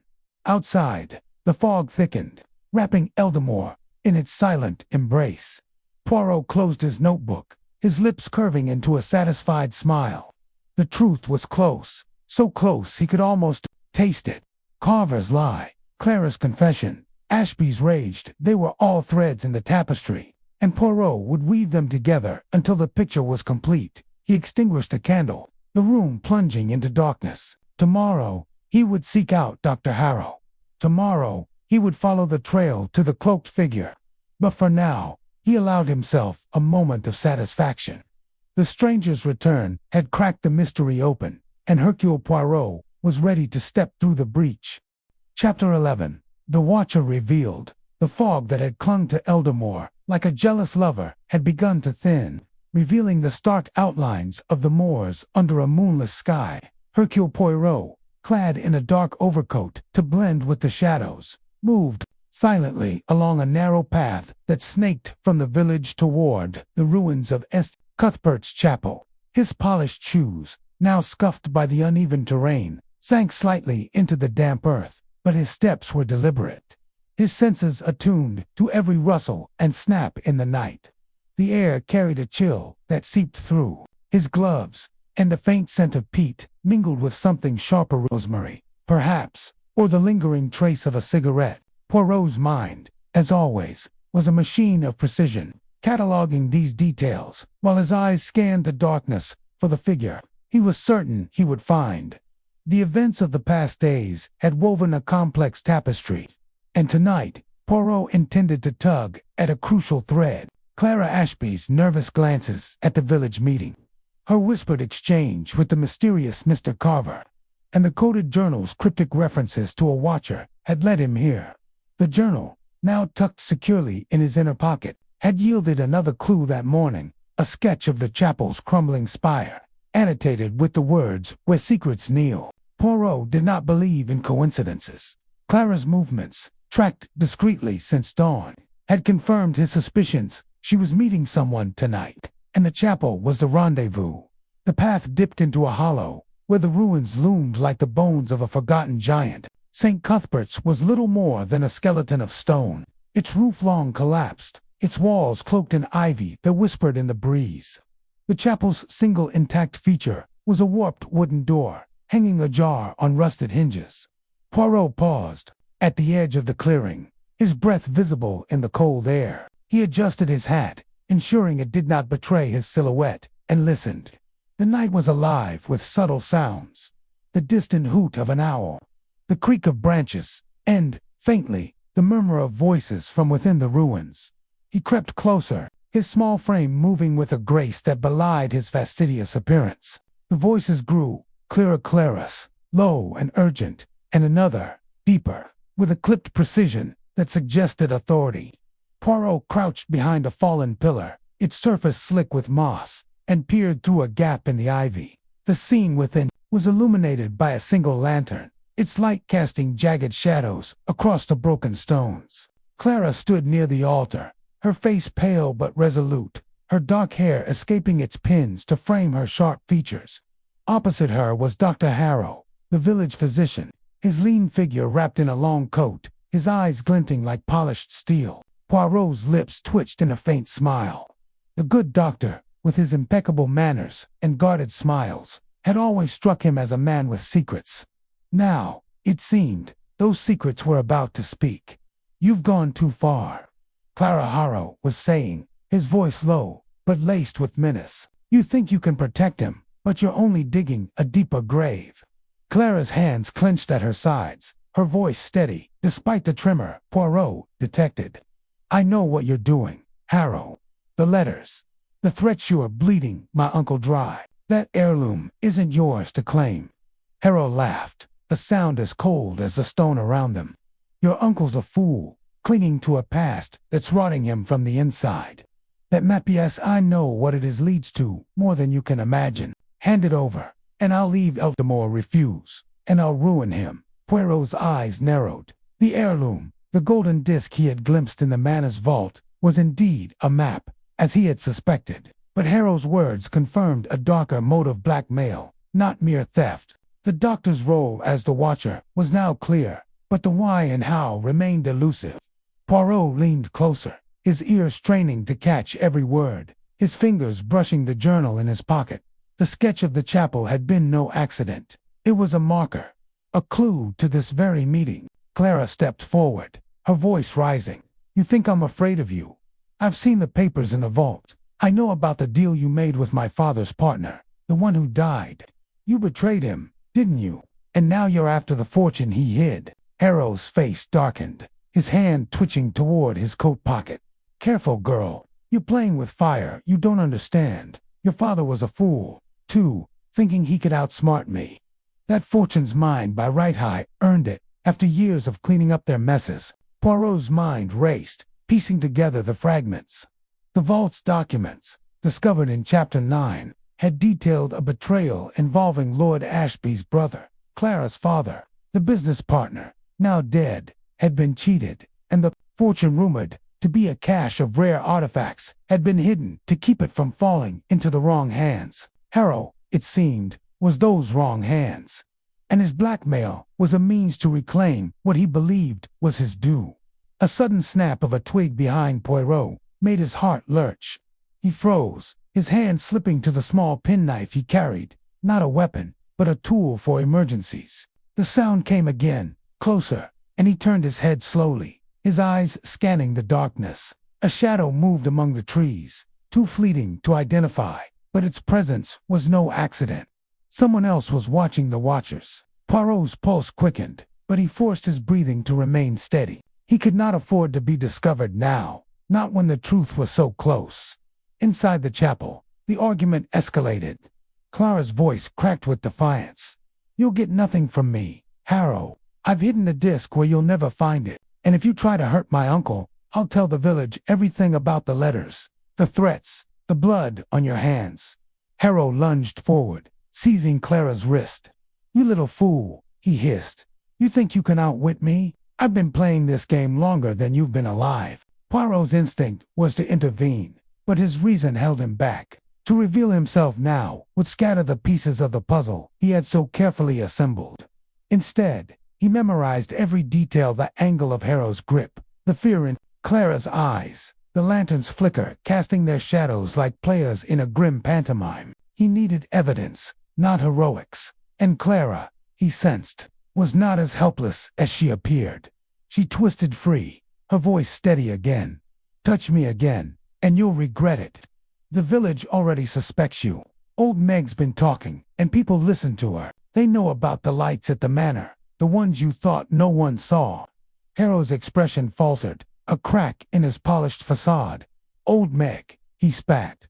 "That meddling hag and her riddles. She knows nothing, doesn't she?"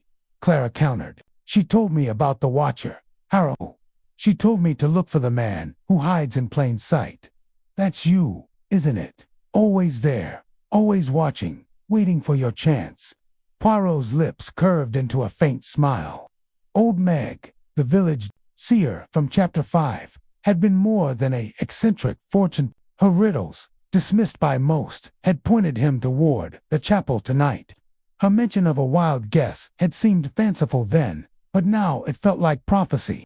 Harrow was the Watcher, the shadow in the anonymous letters, the orchestrator of Eldamore's unease. But the question remained. What drove him?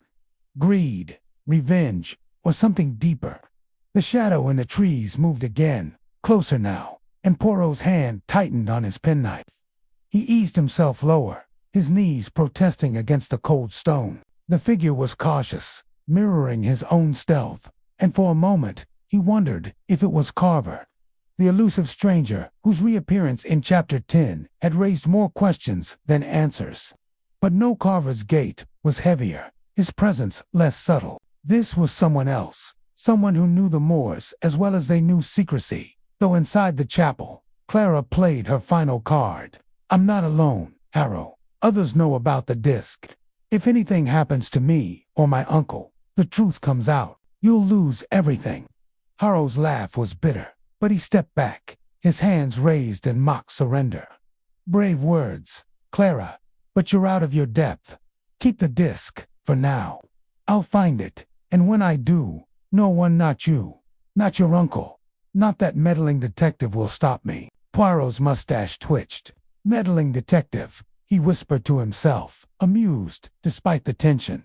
Harrow knew he was in Eldamore. Then, the note under his pillow in Chapter 1, the warning to leave, had likely come from the doctor's hand, a clumsy attempt to scare him off. But Hercule Poirot did not scare easily. Harrow turned, snatching the lantern, and strode toward the chapel door. Clara called after him, her voice sharp. "This isn't over, Harrow. You'll pay for what you've done." The doctor paused, his silhouette framed in the doorway. We'll see, Clara, we'll see. He vanished into the night, the lantern's light swallowed by the fog that lingered at the clearing's edge. Clara stood alone, her shoulders slumping as if the weight of her defiance had drained her. Poirot waited, counting the seconds, ensuring Harrow was gone. The shadow in the trees had vanished, too, leaving only the whisper of the wind. He rose, brushing moss from his coat, and stepped into the chapel. His presence as sudden as a thunderclap in the silence. Clara gasped, spinning to face him, her hand flying to her chest. Monsieur Poirot, how long have you been here? Long enough, mademoiselle, he said, his voice calm but firm. Long enough to hear of blackmail, of maps, of fortunes, and of the watcher, who is, I believe, our good Dr. Hercule. Her eyes widened, but she recovered quickly, her jaw tightening. You were spying, I was observing, Poirot corrected, his tone gentle but unyielding. It is my profession, after all.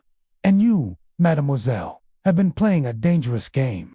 Tell me, why did you not come to Poirot with this? The truth, if you please. Clara hesitated, her gaze flickering to the door as if expecting Harrow to return. I didn't know who to trust, she said finally. The letters started months ago, threatening my uncle, demanding the heirloom. I thought I could handle it, protect him. But Harrow, he's more dangerous than I realized. Poirot nodded, his gray eyes studying her. And the disc, have hidden it, as you said. She bit her lip, then nodded. Somewhere safe. I won't tell you where not yet. I need to be sure you're not part of this. Poirot's smile was almost paternal. Mademoiselle Hercule Poirot is never part of anything but the truth. But I respect your caution. For now, return to the manor, and say nothing of this meeting. I will deal with Dr. Harrow. Clara's eyes searched his, then she nodded, slipping past him into the night. Poirot watched her go, his mind already turning to the next move. Harrow's blackmail, the hidden fortune, the shadow in the trees, each was a piece of the puzzle. But the picture was not yet complete. He stepped out of the chapel, his penknife still in hand, and scanned the darkness. The shadow was gone, but its presence lingered, a reminder that Eldamore held more secrets than even he had anticipated as he made his way back to the inn. The fog closed in again, wrapping him in its cold embrace. The night was far from over, and Poirot's little gray cells were ablaze with questions. Who was the shadow in the trees? What drove Harrow's obsession with the fortune? And what role did Carver, with his convenient reappearance, play in this drama? The answers Poirot knew were close, but they would require one final, daring leap, a wild guess. Perhaps, as old Meg had foretold. He reached the inn just as the first drops of rain began to fall, his mind a whirl of possibilities. The wailing hair was silent, its windows dark, but Poirot felt the weight of unseen eyes. He slipped inside, locking the door behind him, and climbed the stairs to his room. The note under his pillow, the wail in the fog, the flickering lights at the manor, they were all connected, and Dr. Harrow was the key. Tomorrow, Poirot would confront him, but tonight, he would plan. His thoughts as sharp and relentless as the moors themselves.